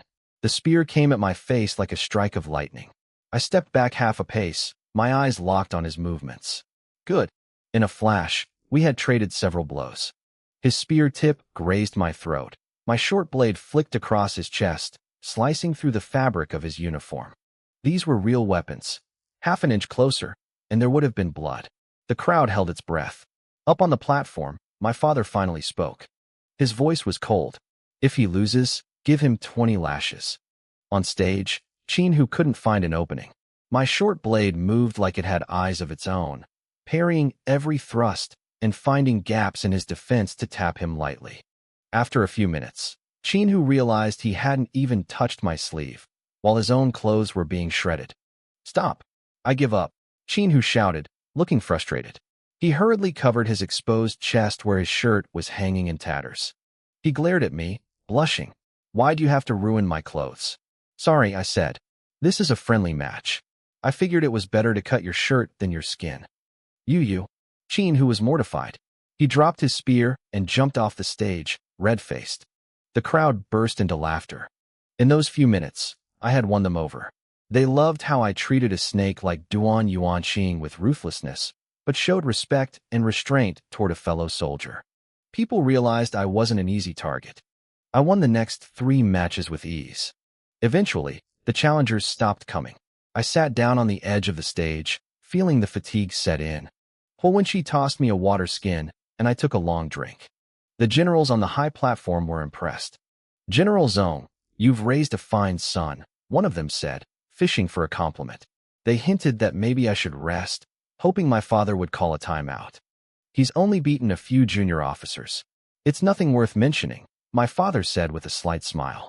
He had no intention of stopping the matches. "I've heard the Zhong clan possesses legendary strength," Peng Diqing, the commander of the left wing, said with a grin. "Perhaps I should let my man, Sherpa Tian, go down and learn a thing or two from him." The generals on the high platform frowned as soon as Peng Diqing spoke. Everyone knew Sherpa Tian. He was Peng Diqing's right-hand man in the left wing, a brute known for his terrifying, raw strength. I was only 15 years old, not even a man by their standards. How could I possibly stand against a monster like that? Peng Diqing acted like it was no big deal. He claimed it was just a friendly spar to learn from one another, promising they wouldn't let me get seriously hurt. But the provocation in his voice was thick. Yang LeCun, the commander of the right wing, wasn't having it. He was protective of his own, and since I was technically under his command now, he stepped up. He sneered at Peng Diqing, accusing him of trying to show off the left wing's might by picking on someone who had already fought 5 matches in a row. It was a cheap move, and he called it out. "Don't get your feathers ruffled, Yang." Peng Diqing laughed. "I'll make it worth your while. If my man loses, I'll hand over the latest shipment of military supplies and 50 warhorses to your camp." The crowd gasped. That was a massive stake. Some of the other generals joked that Peng must be incredibly confident to gamble that much. Others whispered that the left wing was supposed to be the vanguard in the next battle anyway, so giving up supplies now might be a death sentence. Yang LeCun stayed silent, his face dark. He wanted to push back, but he knew he had to see where my father stood first. My father, Zhong Yanhongjing, clenched his fists and let out a short laugh. "If we're betting, then I'll add to the pot," my father announced. He explained that since the Gao kingdom was temporarily settled, the emperor had ordered us to reinforce Nankong, where new fighting had broken out. He looked at the commanders and made a bold promise. The winner of this match would lead the vanguard to Nankong. The atmosphere shifted instantly. Peng Deqing sat up straight. This wasn't just about supplies anymore. This was about military glory. Leading the vanguard meant being the first to claim credits for the victory. Everyone wanted a piece of that action, but the emperor's formal decree hadn't arrived yet. My father had just dropped a bombshell. "I never go back on my word," my father said, his chin held high. He looked directly at Peng Deqing. "Shirpatian is a tiger of a soldier. My son is just a low-ranking officer. If he wins and takes the vanguard position, don't you dare complain." He sounded incredibly confident in me. Peng Deqing laughed loudly and bowed. He told my father that while he knew he loved his son, he was severely underestimating Shirpatian. He agreed to the terms without hesitation. My father then turned to the other generals, asking if they had any objections. They agreed that if I could beat someone like Shirpatian, I clearly had the ability to lead. "And if he loses?" someone asked. "Will there be trouble?" "If he loses, it means he's incompetent," my father replied coldly. "I'll give him 20 lashes myself." That shut everyone up. They settled in to watch the show. Most of them didn't think I stood a chance, especially when Shirpatian finally climbed onto the stage. The size difference was ridiculous. He looked like a mountain compared to me. Yang LeCun looked like he was about to have a heart attack. He even tried to convince my father to call it off, fearing I'd be crippled for life. But my father just told them to start the match. Below the platform, the soldiers were screaming. The left wing was cheering for their champion, while my own squad looked sick with worry. When she watched me closely, he didn't see fear in my eyes. Instead, I looked relieved. Honestly, I was. I was tired of fighting small fry. I had been holding back, waiting for someone like Shirpatian to show up so I could end this. I stood tall and faced the giant. "Right wing, Zhongli," I said, cupping my fist. Shirpotian's knuckles cracked as he squeezed his hands together. His voice boomed like a drum. "Left wing, Shirpatian. Kid, I know who your father is, but I won't hold back on this stage. You should give up now. A general doesn't quit before the fight starts," I replied, staying perfectly still. I gestured for him to come at me. "After you. I don't even need my axe for you," he roared. He charged at me like a landslide. I didn't dare take the hit head on. I snatched a long saber from the weapon rack, the one that felt best in my hand, and spun away. As he passed, I swung the blade down with 80% of my strength. To my surprise, he caught the edge of the blade between his palms. He let out a guttural yell and pushed forward, trying to wrench the weapon from my hands. I immediately shifted my stance, turning the vertical chop into a horizontal slice. The sharpness of the blade forced him to jump back, giving me a second to breathe. Shirpatian didn't use technique. He used pure, unadulterated power. He swung a fist that felt like a falling boulder. I blocked, but the force was so immense it drove me to one knee.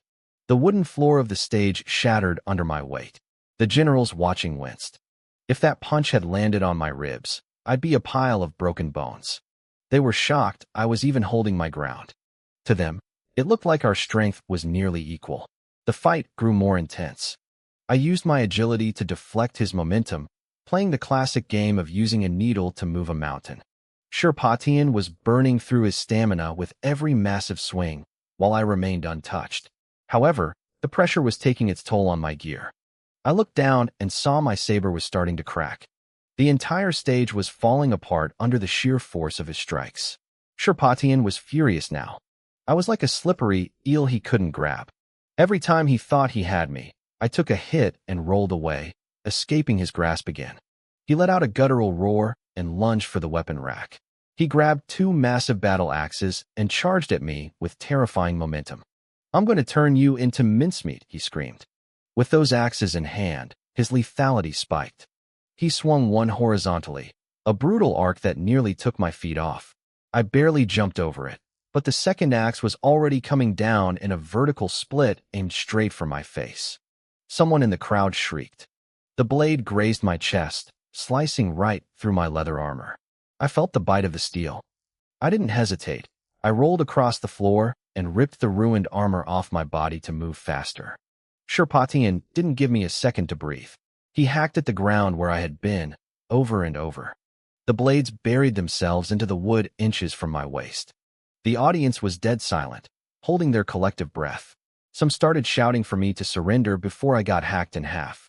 Up on the command platform, Peng Duching watched me struggle and burst into laughter. "It looks like Sherpatian is clearly the superior warrior," he boasted, looking quite pleased with himself. "The fight isn't over yet," my father, Zhong Yanhongjing, said coldly. He didn't look away from the stage. Another general, who usually supported my father, leaned in. "Commander, maybe you should have him concede. Sherpatian is in a frenzy. If this continues, someone is going to get seriously hurt." Peng Duching just chuckled. My father ignored him entirely, his eyes locked on me. Yang LeCun stood nearby, his face darkening. He cursed Peng Duching's arrogance internally, but he couldn't help but feel a twinge of envy seeing such a monster like Sherpatian under the other man's command. Just as everyone thought I was finished, I changed my rhythm. I stopped retreating. As Sherpatian swung again, I didn't back away.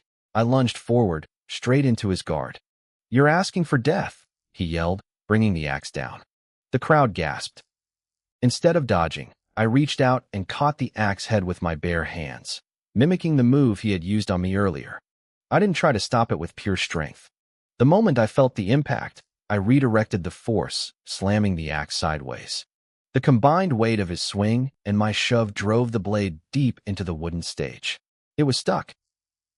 Before he could yank it out, I slammed the edge of my hand into his forearm like a cleaver. Sherpatian cried out in pain, and his grip loosened. I had disarmed one of his axes. I immediately dropped low and swept my leg out, forcing him back 2 steps. He shook his throbbing arm, looking at me with genuine shock. He couldn't believe my strength. I stood my ground, holding my cracked saber. I waited in my hand for a split second, then I went on the offensive. I swung the ordinary long blade so fast it became a blur of steel. The sound of metal clashing against his remaining axe was high-pitched and grating. My attacks grew more vicious. To the spectators, I just looked fast. Only Sherpatian felt the true weight behind every strike. For the first time, he felt his axe handle vibrating from the impact. On my final, heaviest blow, he actually stumbled back half a step. In that exact moment, my saber shattered. Fragments of steel flew everywhere. The crowd didn't know what to be more shocked by, the fact that my weapon was gone, or the fact that the fighting had been so intense it broke the blade. Even Sherpatian was stunned. He didn't have time to celebrate. Before he could react to my broken weapon, I stepped in and threw a heavy punch. Boom. My fist slammed into his chest. The impact turned his face pale. He tried to swing his remaining axe, but I hooked my leg behind his knee, breaking his balance. In one fluid motion, I delivered a high kick that sent the axe flying out of his hand. He roared and reached down to grab it, but I kicked the weapon right off the stage. He was weaponless. He lunged to grab me with his bare hands, but I caught his arm, pivoted, and executed a perfect shoulder throw. The massive, mountain-like Sherpatian was sent airborne. He slammed into the ground with a thud that shook the arena. The audience was speechless. I didn't stop. I stayed on him, using my weight to pin his limbs and striking his pressure points. I locked him in a dynamic leg wrap, squeezing the air out of his lungs. Every time he tried to gather his strength, I broke his rhythm. Finally, I delivered one last kick that sent him tumbling off the edge of the stage. The roar from the crowd was deafening. It felt like the sky was going to crack open from the cheering. Sherpatian lay in the sand below, panting like a dying bull. His ribs and throat were throbbing. My punches had carried a specific internal force, hitting him exactly where it hurt most. Once I broke his focus, he couldn't regain his momentum. He had been completely suppressed. My own hands were shaking. My arms and legs felt heavy and weak. This body wasn't the battle-hardened vessel I had in my past life. Several times, I thought I wouldn't have the strength to take him down. My back was screaming in pain from the few hits I had taken. We won. He won. Meng Qi and the others were acting like lunatics, running around the field. Meng Qi scrambled onto the stage like a monkey. "Boss, you're my hero. I could kiss you." "It was just luck," I muttered, swallowing hard to soothe my dry throat. I knew better. Sherpatian lost because he wasted his strength early on. Once I disarmed him, he panicked. I had even broken my own sword on purpose to make him drop his guard. It looked like a desperate struggle, but every move had been calculated. On the platform, my father wiped his sweaty palms on his robes. He turned to Peng Duching with a smug, accidental smile. "General Peng, a bet is a bet." Yang LeCun's face had gone from dark to radiant. He laughed loudly. "Thank you for the supplies, General Peng. I'll send my men to collect them later. No need to trouble yourself with delivery." Yang LeCun marched down to the stage and clapped me on the shoulder. "Zhongli, you are the pride of the right camp." I thought the competition was over, but the left camp wasn't taking the loss well. They started jeering, demanding another round. They claimed I was exhausted and that the right camp only had one good fighter. A man stepped out from the crowd, Jinda from the left camp. "I'll fight you next," he barked at me. Before Meng Qi or I could say a word, Wen Yin stepped forward, his face calm and cold. "And who are you?" Jinda looked Wen Yin up and down, his eyes scanning the plain, unremarkable clothes. He clearly didn't think Wen Yin was anyone important. "The right camp is sending out small fry now," he sneered, his voice dripping with arrogance. "This is getting boring." Wen Yin just tilted his head slightly. "Are we fighting or not?" The crowd immediately cleared a space. The wooden stage was already in pieces from my fight, so this would be a raw ground match. The generals on the platform hesitated, unsure if they should stop another brawl, but General Peng Duching looked happy to let it happen. He wanted a win to salvage his pride. My father started to stand up to intervene, but then he saw it was Wen Yin. He sat back down in silence. He wanted to see if my shadow had learned anything from me. Jinda was a well-known name in the camp, but Wen Yin was a ghost. People remembered him from the recruit days, but he hadn't done anything notable since. To the spectators, he looked like a sacrificial lamb. "Can he actually do this?" Xiaohu asked, his brow furrowed. Meng Qi was the only one grinning. "In our unit, only the boss can handle Wen Yin," he said confidently. If the boss's own guard was weak, who would be protecting who? He was right. Wen Yin didn't play games. He didn't use the careful tactics or calculated risks I had used against Sherpatian. He went straight for the kill. To the crowd, it didn't even look like a sparring match. It looked like an execution. Normally, Wen Yin was quiet, almost invisible in a crowd. But the moment he raised his spear, his entire aura shifted. He became a predator. He moved with a savage, feral intensity that felt less like a soldier and more like a rabid dog tearing into its prey. Jinda had completely underestimated him. He struggled to even parry the blows. Wen Yin was relentless. His spear shredded Jinda's light armor, and within seconds, blood was blooming on Jinda's arm. This wasn't a display of martial virtue. It was brutal. "Does he have a grudge against Jinda?" someone in the crowd whispered. "He's fighting like he wants to skin him alive."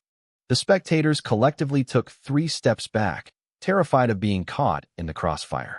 With a sudden, violent twist, Wen Yin sent Jinda's sword flying into the dirt. His spear whipped through the air like a lash, slamming into Jinda's back and sending him crashing to the ground. Before Jinda could breathe, the tip of the spear was pressed against his eyelid. Wen Yin's face was cold, his eyes filled with a terrifying, unmasked killing intent. He wasn't going to stop. "Wen Yin!" I barked. The shout echoed across the field. Jinda sat frozen on the ground, staring at the sharp steel inches from his pupil. Wen Yin froze. In an instant, that lethal, suffocating aura vanished. He retracted the spear and stepped back, his expression returning to its usual blank state. "I yield," he said softly. He walked back to my side as if nothing had happened. The realization finally hit the crowd. This monster belonged to me. General Yang LeCun was laughing so hard, he could barely breathe. It's rare to see someone beg for a beating like that, he shouted at the left camp. Peng Deqing was speechless. He hadn't expected his man to be dismantled so easily. Bring Zhong Li and Wen Yan to see me, my father commanded. He played the part of the stoic leader, ignoring the flood of compliments about his brilliant son. But as soon as he turned his back to the other generals, a massive grin broke across his face. General Gong Yushu followed him, sounding incredibly jealous. You can rest easy now, he muttered. Zhong Li is only 15 and he just dominated the field. In a few years, who knows what he'll become? My father coughed, trying to sound stern. It was just one match. He still has much to learn. Oh, shut up, Gong Yushu snapped. There's no one else here. Stop pretending. Your beard is practically twitching with pride. I wish I had a son like that.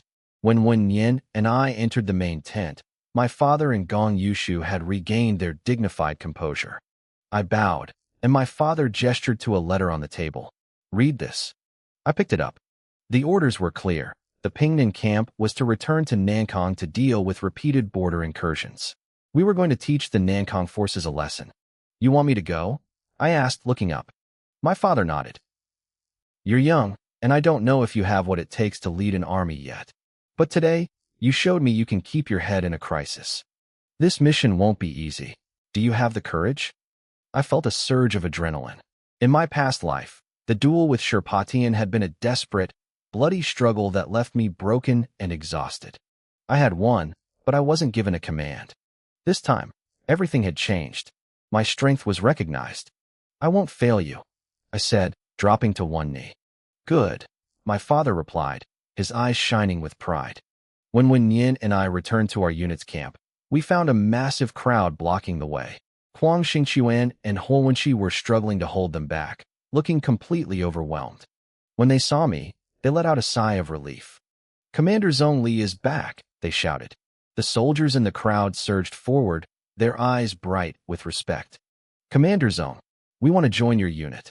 The crowd was a chaotic mess of voices, everyone shouting at once. I managed to piece together what was happening through the noise. News traveled fast in the army. Everyone already knew about the bet my father, Zhong Yanhongjing, had made with Peng Deqing on the river platform. They knew Yang Lakun had already hauled the supplies back to the left camp, and word had spread that I was leading a detachment back to Nankang. Suddenly, two familiar faces pushed through the mass of soldiers. Bai Xiuyun and Qian Zhixing looked desperate, as if they were terrified I'd already forgotten them. They practically screamed their names, reminding me of our time in the recruit camp. You guys came too? I asked, a small smile tugging at my lips. I didn't want the Xianying unit's area to turn into a riot, so I had the men register their names and sent them back to their barracks. I kept only Bai Xiuyun and Qian Zhixing behind. My quarters were cramped and simple, so I didn't bother with formalities. We sat outside around the cooking stove, and I had Wen Yin pour them 2 bowls of water. I asked them where they had been stationed. Their stories were similar, though Qian Zhixing had it slightly better as a patrol guard in the front camp. Bai Xiuyun had been miserable. He'd started as a cook, then got shuffled around until he ended up in the rear camp, shoveling manure and tending to horses. They were dead-end jobs with no hope of promotion. They had seen me dominate the military competition from a distance, but they couldn't get near me. When they heard I was forming a unit to head to Nankang, they knew this was their only shot. They had even spent some of their meager silver to bribe their way into the selection pool. In the army, strength is everything. But unless you were a freak of nature like me or Wen Yan, you just became another face in the dirt. Even someone like Qian Zhixing, who had stood out among the recruits, had been swallowed by the grind. Returning to Nankang won't be easy, I said, my voice turning serious. If you come with me, you need to be prepared for a fight where 9 out of 10 men don't come back. I'm not afraid. Bai Xiuyun looked like he was about to cry. If I have to go back to cooking and feeding horses, I'd rather die on the battlefield. I'm done with that life. Qian Zhixing nodded firmly. If you'll have us, we're yours. If you're willing to trust me, I won't let you down, I said, clapping Qian Zhixing on the shoulder and smiling at Bai Xiuyun. The two of them were visibly moved. On their way here, they had seen other veteran soldiers with actual battle honors trying to join my unit. They felt they had nothing to offer, no achievements, just a few weeks in the same recruit camp as me. They had already braced themselves for a rejection. Seeing that I was actually willing to take them, it meant the world to them. "You two report to Wen Yin," I said, calling my friend over. They froze for a second, looking at Wen Yin with a mix of embarrassment and respect. Back in the recruit camp, they had looked down on him. Now, Wen Yin was my indispensable right hand. "Greetings, Captain," Qian Jixing said, standing up and saluting Wen Yin properly. "Captain," Bai Shiyun echoed, following suit. Wen Yin gave a short nod and led them away to get settled. After that, I went through the registration lists and handpicked the rest of my 50-man squad. I sent the roster up to Yang LeCun, and the approval came back almost instantly, along with a heavy shipment of military supplies. As I was checking the crates, I saw a man walking toward me. I blinked, stunned. It was Wang Kancheng, our old instructor from the recruit camp. "Commander Zong, this is the new Lieutenant Wang," a soldier introduced him. "Lieutenant Wang," I said, a wave of nostalgia hitting me. In my past life, Wang Kancheng had eventually been transferred to my unit, but that wasn't supposed to happen for another 6 months. Back then, he only filled the spot after the previous lieutenant was killed in action. My actions had already accelerated the timeline. Wang Kancheng looked at me with a complicated expression, a mix of pride and professional distance. "The general has ordered the Xianying unit to Nankang. I've been given the rank of lieutenant, but you are the commanding officer of this mission. I'm here to assist you." I understood immediately. My father was worried about my lack of experience leading a formal command. He wanted to give me a handler he could trust, but he couldn't make it too obvious. Wang Kancheng was perfect. He was a veteran who had been demoted years ago for being too stubborn to admit he was wrong to a superior. He had been stuck in the recruit camps as punishment, but now, because of me, his luck was changing too. "I'll be relying on your guidance, Lieutenant," I said with a respectful bow. "It's my duty," Wang Kancheng replied. He looked at the supplies at my feet. "When do we move out?" 2 days for rest and prep. "We leave then," I decided.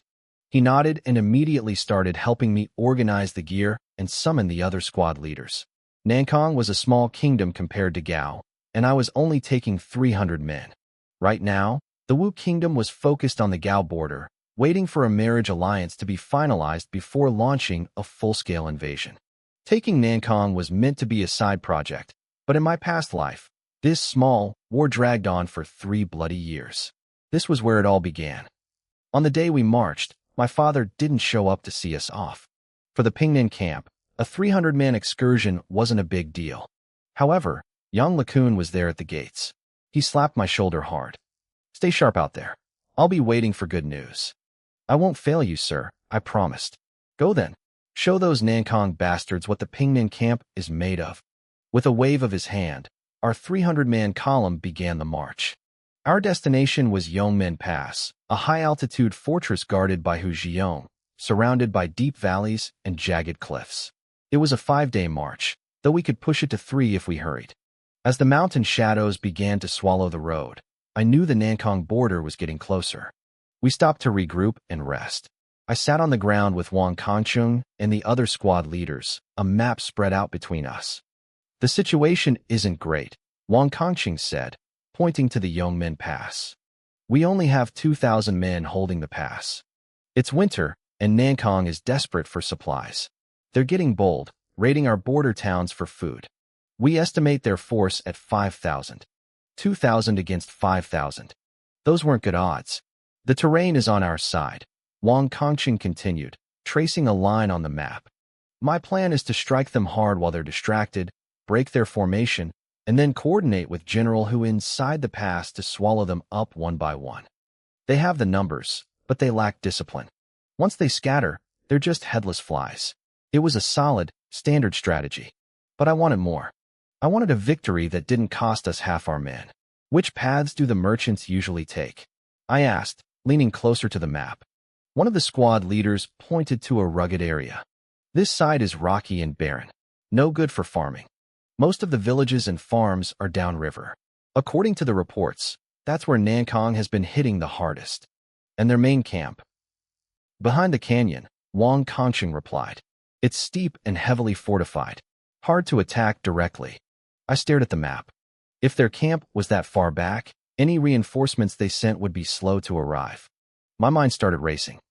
Get the men up, I said, standing abruptly. We marched through the night. Double time. Wang Kanqing looked worried. If we march all night, the men will be exhausted by the time we reach the pass. We aren't going to the pass, I said, my finger landing on a spot outside the gates. Wang Kanqing stared at the map, then at me. It took him a second, but then his eyes widened. You're planning an ambush. Nankong knows reinforcements are coming, I explained. But they won't expect us this early. We clear out the villages and set a trap.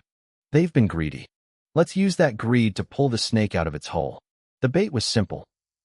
Within days, a rumor spread through the local tea houses like wildfire.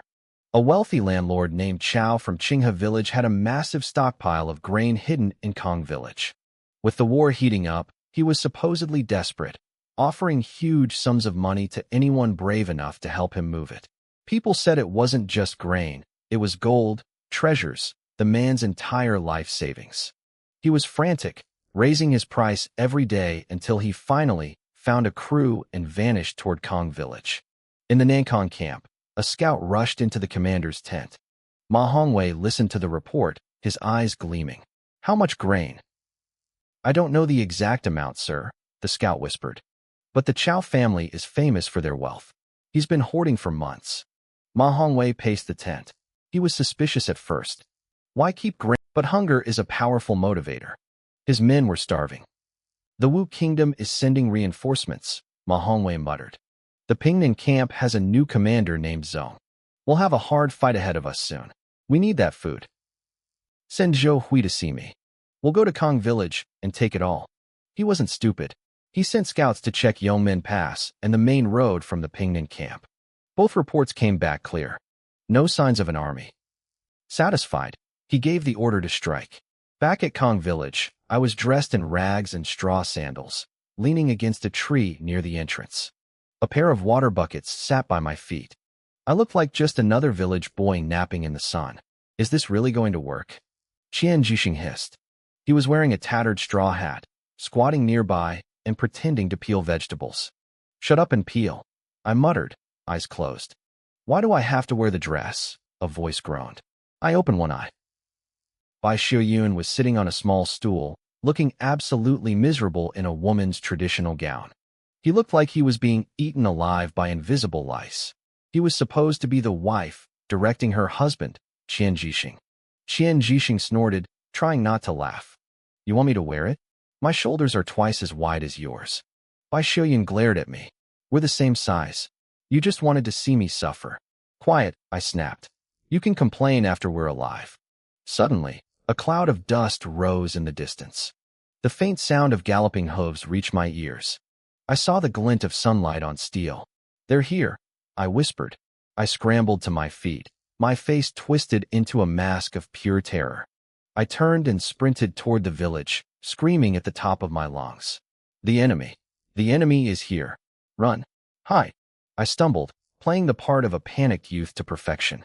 Behind me, Qian Jixing grabbed Bai Xiuyun's hand, and they both bolted.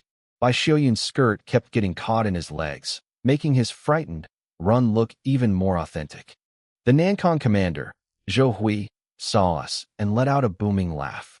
He raised his long blade, pointing at the woman whose shoe had just fallen off in the mud. Look at them. The villagers are still here. Wu would never use civilians as bait, Zhou Hui shouted to his men. Brothers, we're going to be rich. Kill them all. The Nankong cavalry charged, screaming and waving their swords as they tore into the village. Right at the entrance, they saw 3 wooden carts loaded with heavy sacks. One soldier leaned over and sliced a bag open with his sword. Grain spilled out, golden and plentiful. General, it's grain, the soldier yelled. The carts aren't even full yet. There must be tons more inside. Zhou Hui's eyes turned red with greed. He didn't see the tripwires hidden in the dirt or the archers positioned behind the thatched roofs.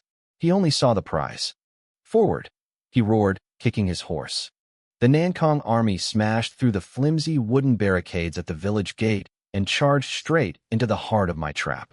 The soldiers behind the front line were terrified of missing out. They scrambled like hungry ghosts, desperate to grab anything of value. They burst into the villagers' courtyards, their faces twisted with greed, completely unaware that a massacre was about to begin. One Nankang soldier kicked a closed gate open with a heavy thud. He strode inside, waving his sword arrogantly as he searched every corner. He kicked down one door after another, tearing through the main hall in search of grain or hidden treasures. He was so focused on his greed that he didn't notice the shadow behind him. Suddenly, two hands clamped over his mouth.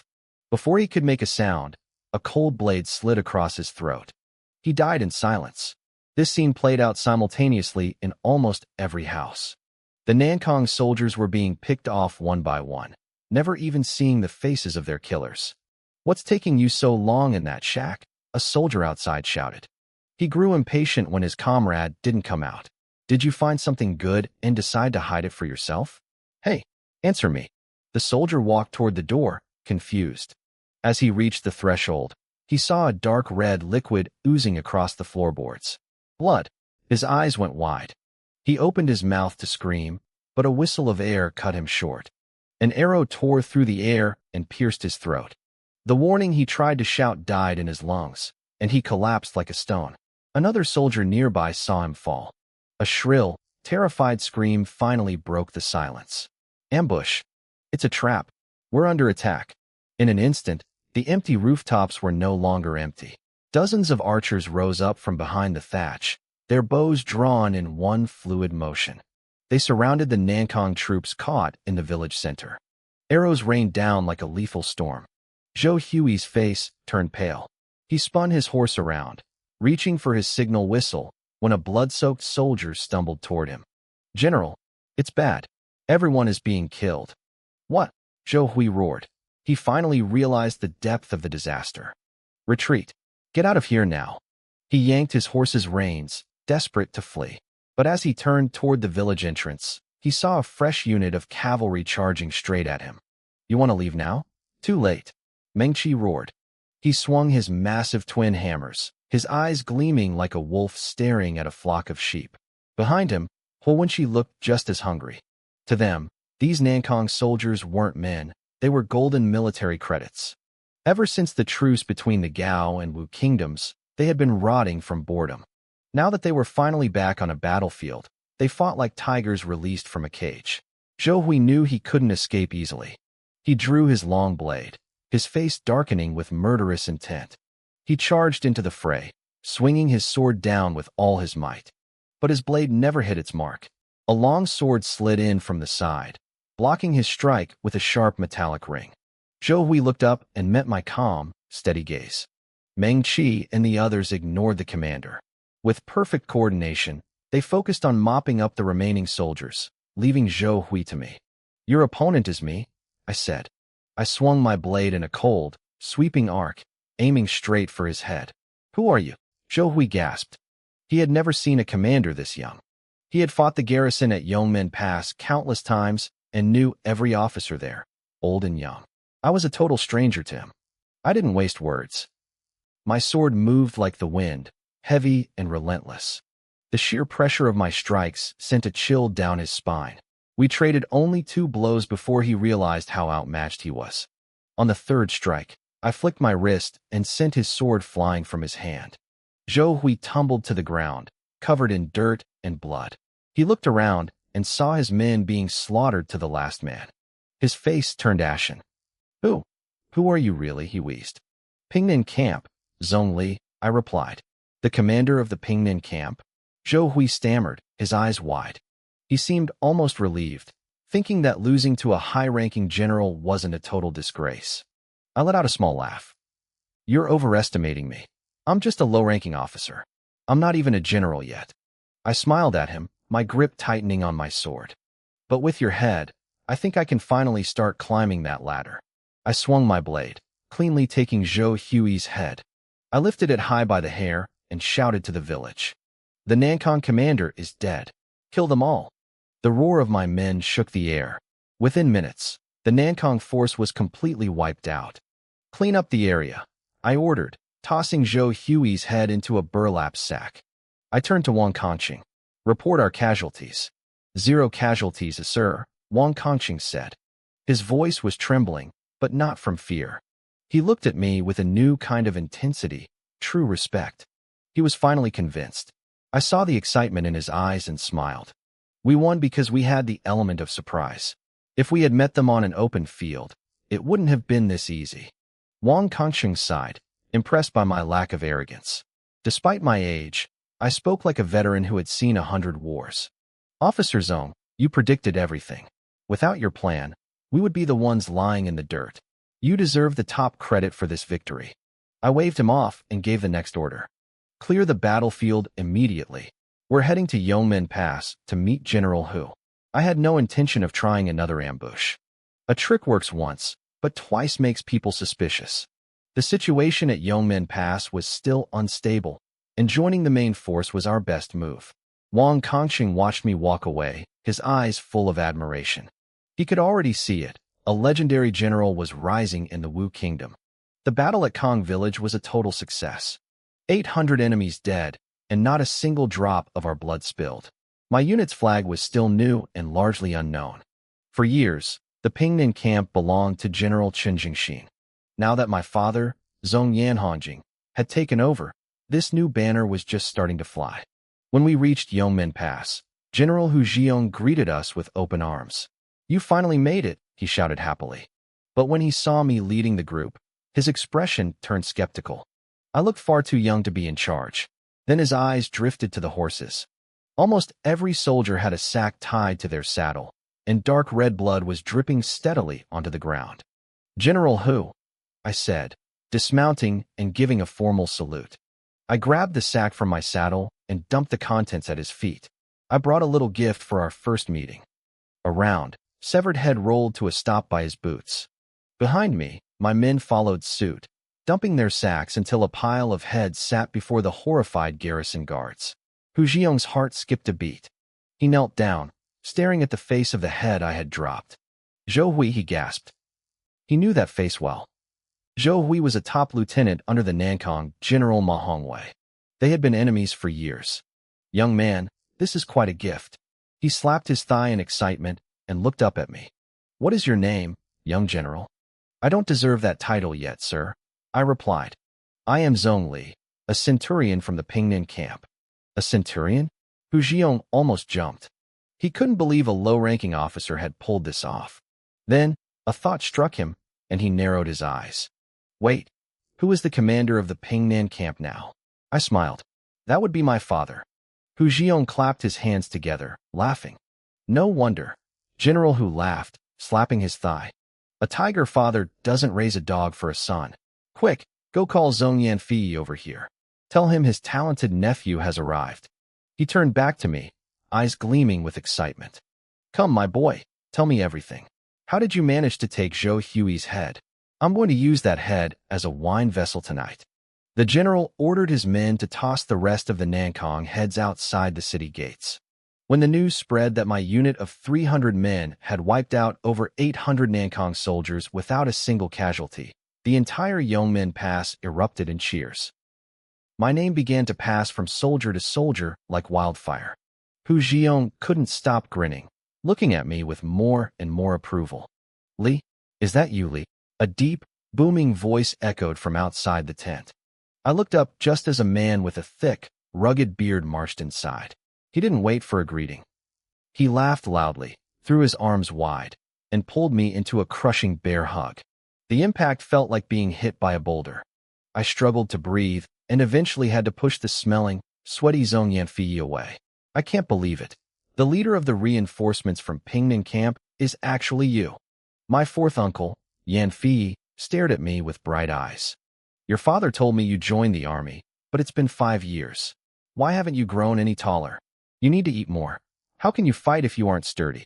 He started fussing over me, rubbing my head and pinching my arms, his mouth moving a mile a minute. General Hu finally lost his patience and cleared his throat. Hey, your commanding officer is still sitting right here, Hu Jiong muttered. Yanfei laughed and gave a quick, half-hearted bow. Greetings, General. My nephew is pretty impressive, isn't he? Hu Jiong pretended to throw a scroll at him, making Yanfei duck. The general laughed at his cowardice and stood up. Nankang just lost a top general. They won't take this lying down. Yanfei, brief Zhong Li on the situation here at Yongmen Pass. I'll leave you 2 family members to catch up. Once the general left, Yanfei hooked an arm around my neck. Come on, let's go to my tent. You've really made something of yourself, kid. I heard you took Zhou Hui's head. How did you get so fierce? Back home, you were always so quiet. I thought you'd be scared to death on a battlefield. He kept rambling, not giving me a chance to speak. I walked beside him, listening to his cheerful voice, but my heart felt heavy. In my past life, the day Yongmen Pass fell, the news of Yanfei's death followed shortly after. I hadn't even seen him before he died. Hey, I'm talking to you. He gave me a playful punch in the chest, snapping me out of my thoughts. He looked me in the eye. Nobody's bullying you in the army, right? I smiled, a bit of pride flashing in my eyes. I'm usually the one doing the bullying. Yanfei roared with laughter. We reached his tent, and I looked around at the spacious quarters with a bit of envy. He sat me down, but when he asked if I'd written home, I went silent. He sighed and patted my shoulder. You're a soldier now. You should know your father was only hard on you to protect you. On the battlefield, the more skills you have, the better your chance of survival. I know, I said softly. Yanfei waved his hand, changing the subject. I started explaining how I had led my troops, the way I scouted the village, and the traps I set. His eyes grew wider with every detail. When I told him how I dressed my soldiers in women's clothing to lure the enemy into a trap, he slapped his leg so hard I thought he'd break it. You calculated every single detail, he shouted. Zhou Hui didn't die for nothing. Anyone would have fallen for that. It's a pity Nankang wasn't more cautious, I said, feeling a genuine sense of regret. They only sent 1,000 men to attack the village. You brat. Yanfei chuckled, punching my arm again. If you'd run into Nankang's elite force, your 300 men wouldn't have been enough to fill the gaps in their teeth. I laughed it off and asked, what's the actual situation at the pass? Yanfei's expression soured. Stalemate. Nankang isn't trying to take the pass head-on. They're using guerrilla tactics, hit and run, burning supplies, harassing the border civilians. The terrain here is full of jagged mountains and hidden canyons. Every time we try to chase them, they vanish into the gorges like rats into a hole. He walked me through the battles from the last 6 months. The more he spoke, the more frustrated he got. He wanted a real fight, but Nankang refused to face us. Who is their commander? I asked. Ma Hongwei, a total rat. The name was familiar. I felt my hands itch with the urge to fight. You know him? Yanfei asked, surprised. I heard things from the villagers while setting the ambush. I lied smoothly. Against a man like that, brute force is useless. If he wants to play dirty, we have to be even dirtier. Yanfei looked confused, but I didn't push it. I was new here and didn't want to rush things. I spent the next few hours getting to know the other soldiers and observing General Hu. That night, Hu Jiong held a feast to celebrate our victory. Between my kill of Zhou Hui and my connection to Yanfei, the general got a few drinks in him and started treating me like a long-lost brother. General Hu Jiong was several drinks in, and he was already calling me his brother.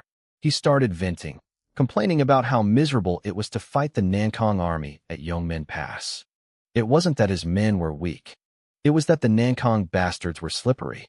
They had 5,000 men but refused to face him head-on, who felt like he was thrusting a spear into thin air every single day. He was frustrated, especially since the higher-ups kept asking why he couldn't handle a small force like Nankang. Don't worry, General, I said loudly, my voice steady despite the wine. I'm here now. I'll help you crush them. I'll take Ma Hongwei's head and bring it back for you to kick around like a ball. Who was moved? He laughed and slapped the table, shouting that with a warrior like me, Ma Hongwei was as good as dead. The soldiers cheered. The atmosphere was electric with grand promises. As the night went on, everyone started getting sloppy, their bodies slumped over the tables. I sat there, steady as a mountain. Who stared at me, his eyes bleary. You're not big, he slurred, but you can really hold your liquor. The other officers took that as a challenge. They lined up to toast me, one by one. I took them all on, draining bowl after bowl. I didn't tell them that alcohol didn't seem to affect me. I just got clearer the more I drank. The only downside was the frequent trips to the woods. I had to walk far to make sure no one saw me, a habit I developed to keep my secrets safe. I had learned to hold it in until it became second nature. The next morning, I woke up to the sound of thunderous cheering. I threw on my gear and stepped outside. A crowd of soldiers had formed a circle. My men were sparring with whose officers. Just as I arrived, I saw one of whose top men get slammed into the dirt by a clean shoulder throw. I had been the one to do it. That's the eighth one of whose guards whispered, looking pained. This kid isn't human. I decided to stop there and let my subordinates, like Meng Qi, take over. They weren't monsters like me, so the fights were more balanced, giving the Yongmen soldiers a chance to save some face. Later, we gathered in the command tent. Who pointed at the map? Nankang stays in these mountains. They hit us, then vanish into the canyons the moment I leave the city. I looked at the terrain. We need to bait them and cut off their retreat. Who sighed? Ma Hongwei is a rat. He won't come out no matter how much you insult him. I smiled. I'll write a war challenge. I'll let him know exactly how his top general, Zhou Hui, died. I'll hang Zhou's head on the city wall for everyone to see. The other officers were skeptical. They knew Nankang wouldn't attack the pass directly. They would just raid a village in retaliation and then run. That's exactly what I want, I said calmly. I need a coordinated move. General, you know their retreat routes. If they hit the east, where do they run? Who pointed to a spot on the map without hesitation. They had bolt holes everywhere. I'll be waiting here, I said, pointing to a cliffside. How do you know they'll go there? Who asked? Their tactics are designed to be unpredictable. I looked him in the eye. Have you ever caught a rat? The winter night was freezing. The wind in the canyon felt like knives cutting through our collars. We lay in the tall grass, silent and unmoving. Bai Shuyan peeked over a rock, his voice a low whisper. Are you sure the Nankang rats can be driven this way? Qian Jixing didn't move, his breath misting in the air. I don't know. I tried to shift his numb leg, but when Yin's hand shot out and pinned it down, I nearly jumped out of his skin. Someone's coming, when Yin whispered. We all tensed. Down the valley slope, a group of riders was galloping toward us. Hu Jiong thought he could catch me? No chance, the enemy leader laughed. He led his men straight into the valley, clearly familiar with the terrain. General, a deputy shouted over the wind. That commander at the pass was vicious today. He actually set fire to the mountain just to catch us. Hua Jianqing sneered. It's because the reinforcements arrived. They killed Zhou Hui and got arrogant. They thought they could trap me with a simple grain caravan bait at the village. I saw through it instantly. Hua was proud of himself. When Hu Jiong had appeared, Hua had turned and run immediately. The fire had forced him to take a long detour to the west, leading him right into this specific canyon. He slowed his horse, looking back at the path they had traveled. All that effort, and they still failed. His deputy nodded. The general is wise. You saw right through their trick. They had no idea. They had run exactly where I wanted them to go. Hua Jiansheng looked satisfied, soaking in the praise from his deputy. He opened his mouth to speak, but his eyes suddenly caught a flicker of movement in the darkness. A split second later, the sharp whistle of an arrow tore through the air. It didn't hit Hua. Instead, it buried itself deep into his deputy's throat. The valley erupted. Hundreds of torches flared to life along the ridges, casting a harsh orange glow on the silhouettes of men moving above. The enemy soldiers paled. It was an ambush. On the slopes, my men didn't hesitate. They swung their blades, cutting the thick ropes holding back piles of boulders. The rocks thundered down the incline, a landslide of heavy stone that crushed the Nankang soldiers trapped below. The screams were drowned out by the roar of the mountain. Kill! Meng Qi roared. He was the first to leap down the slope, his blade flashing as he dove into the chaos to block their path. General's orders. Capture the enemy commander alive. Hua Jianqing realized the trap was closed. He jerked his horse around, desperate to flee back the way he came. He hadn't gone 2 steps when a dark figure dropped from the sky like a hunting hawk. I landed hard, swinging my long blade with every ounce of strength I possessed. The strike was brutal. I sliced his warhorse clean in half. Hua crashed to the ground, landing hard on his backside. He was covered in blood, though none of it was his own. Before he could crawl away, he felt a heavy weight on his shoulder. My blood-stained blade was pressed against his neck. The cold steel bit into his skin. For a moment, he stared up at me, certain his head was about to leave his shoulders. I flicked the blade.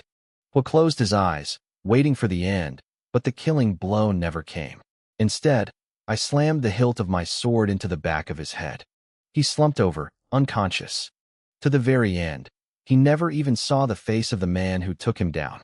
By dawn, the news had already reached Yongmen Pass.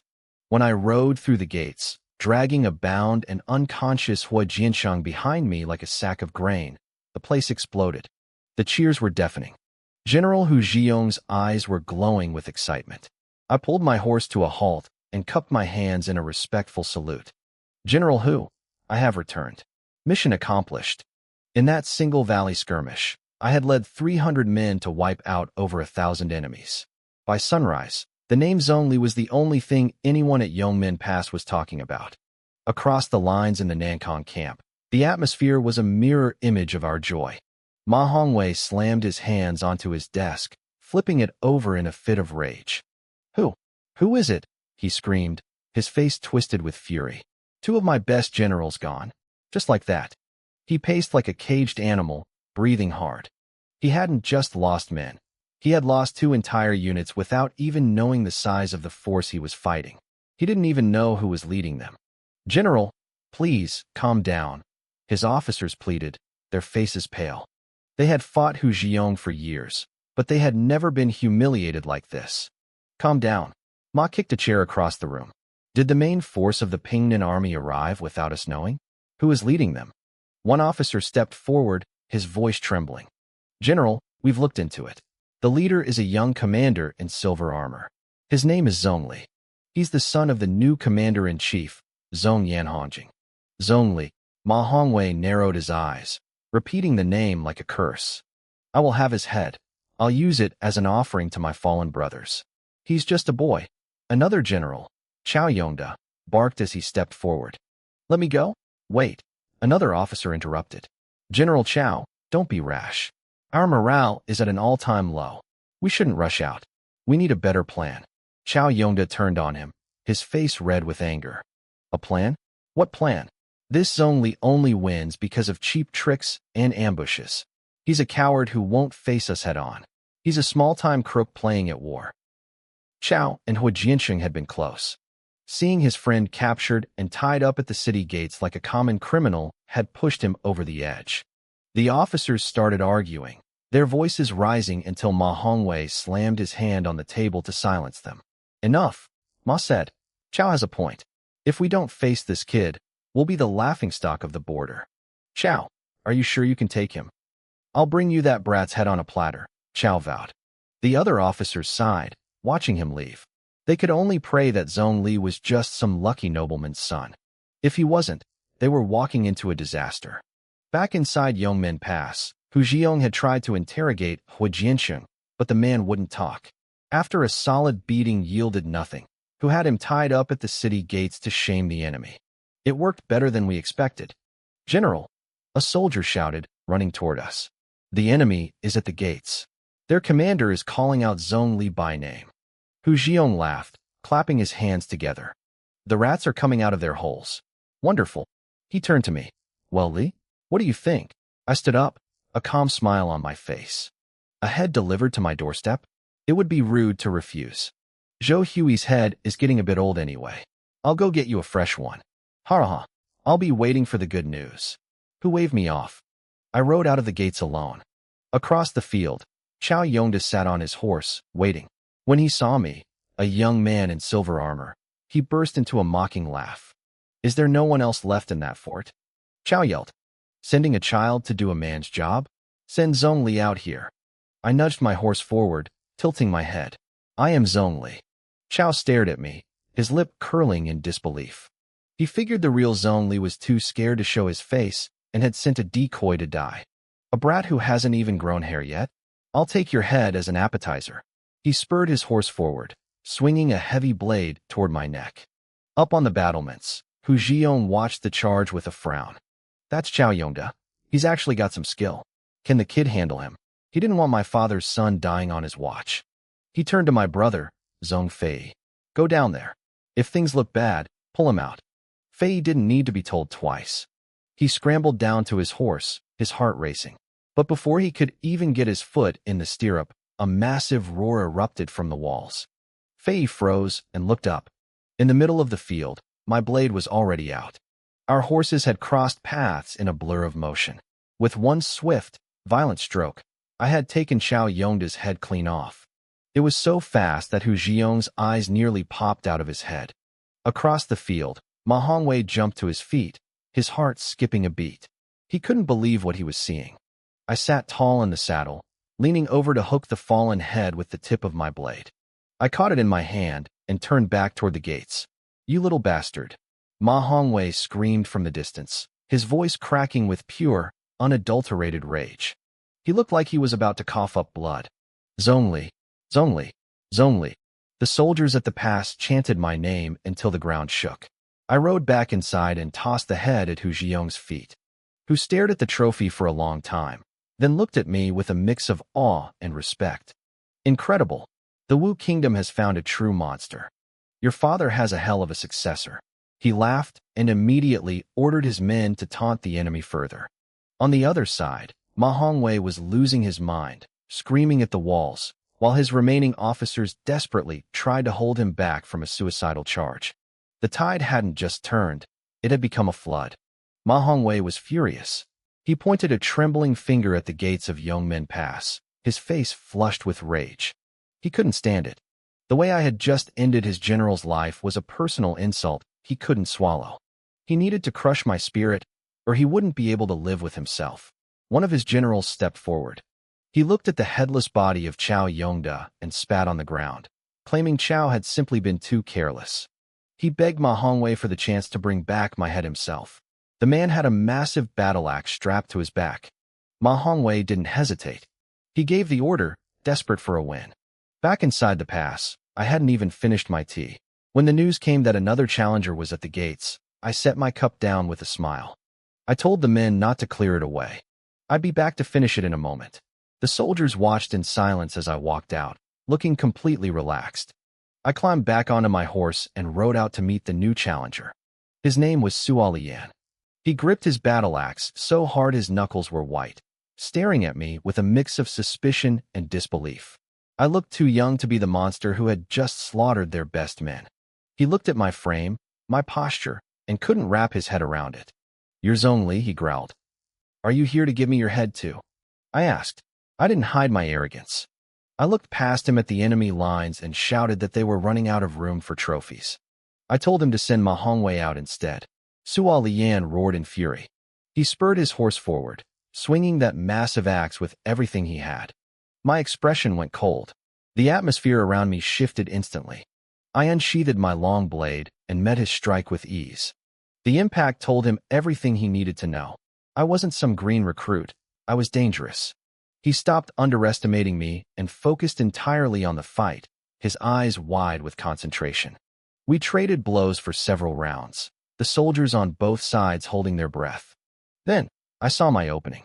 I knocked him clean off his horse. The Nankong soldiers let out a collective gasp. Before he could even scramble to his feet, I leaped from my saddle. I used the momentum of my fall to bring my blade down with crushing force. The weight of my strike snapped the handle of his battle axe like a twig. My blade didn't stop.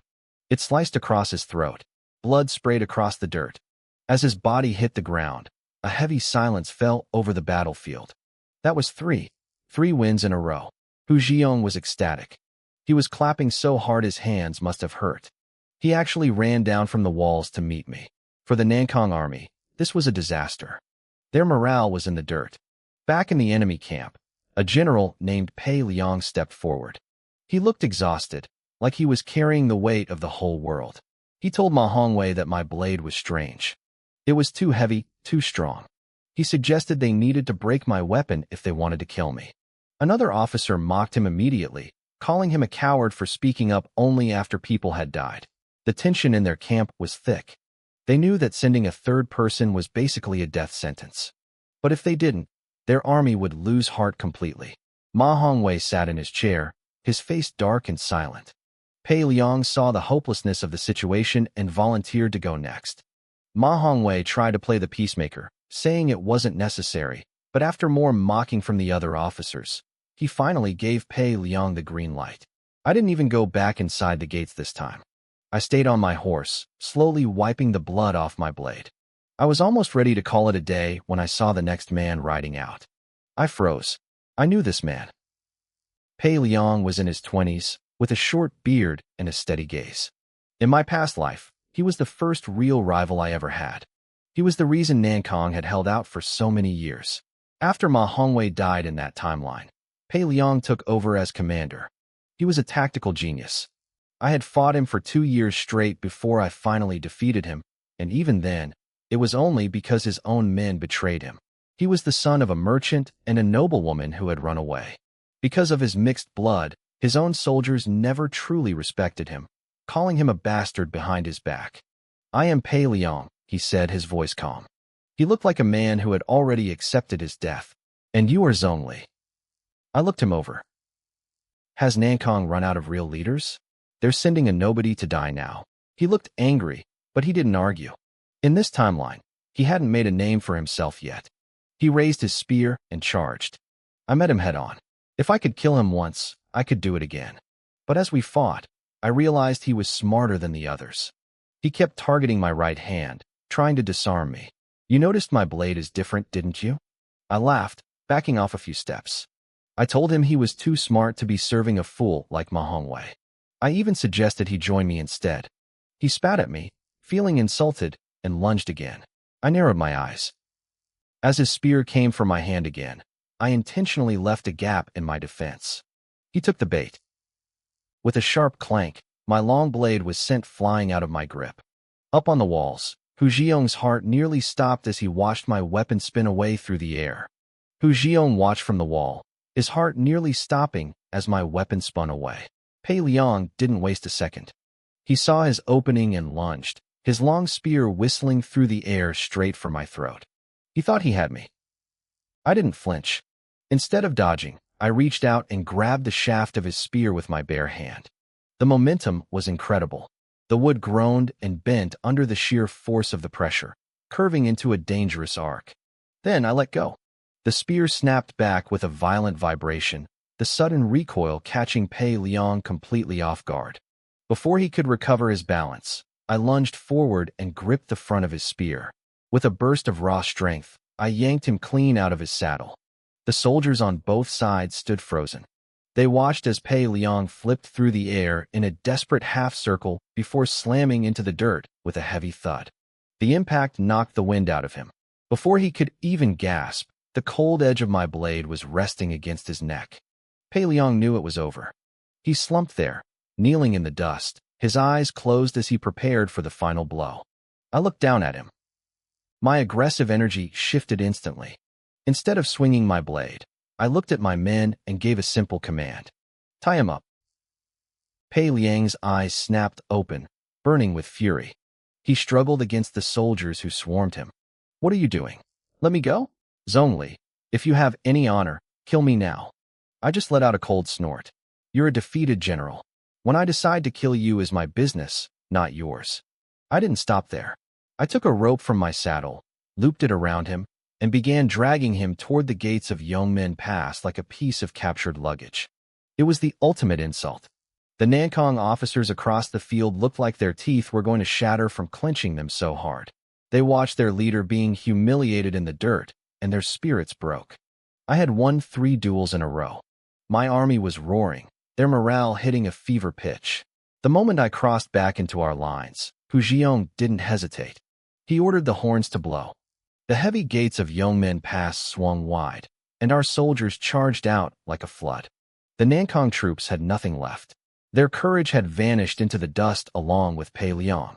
They didn't even try to hold their ground. Within minutes, their formation collapsed into a chaotic retreat, leaving the battlefield to us.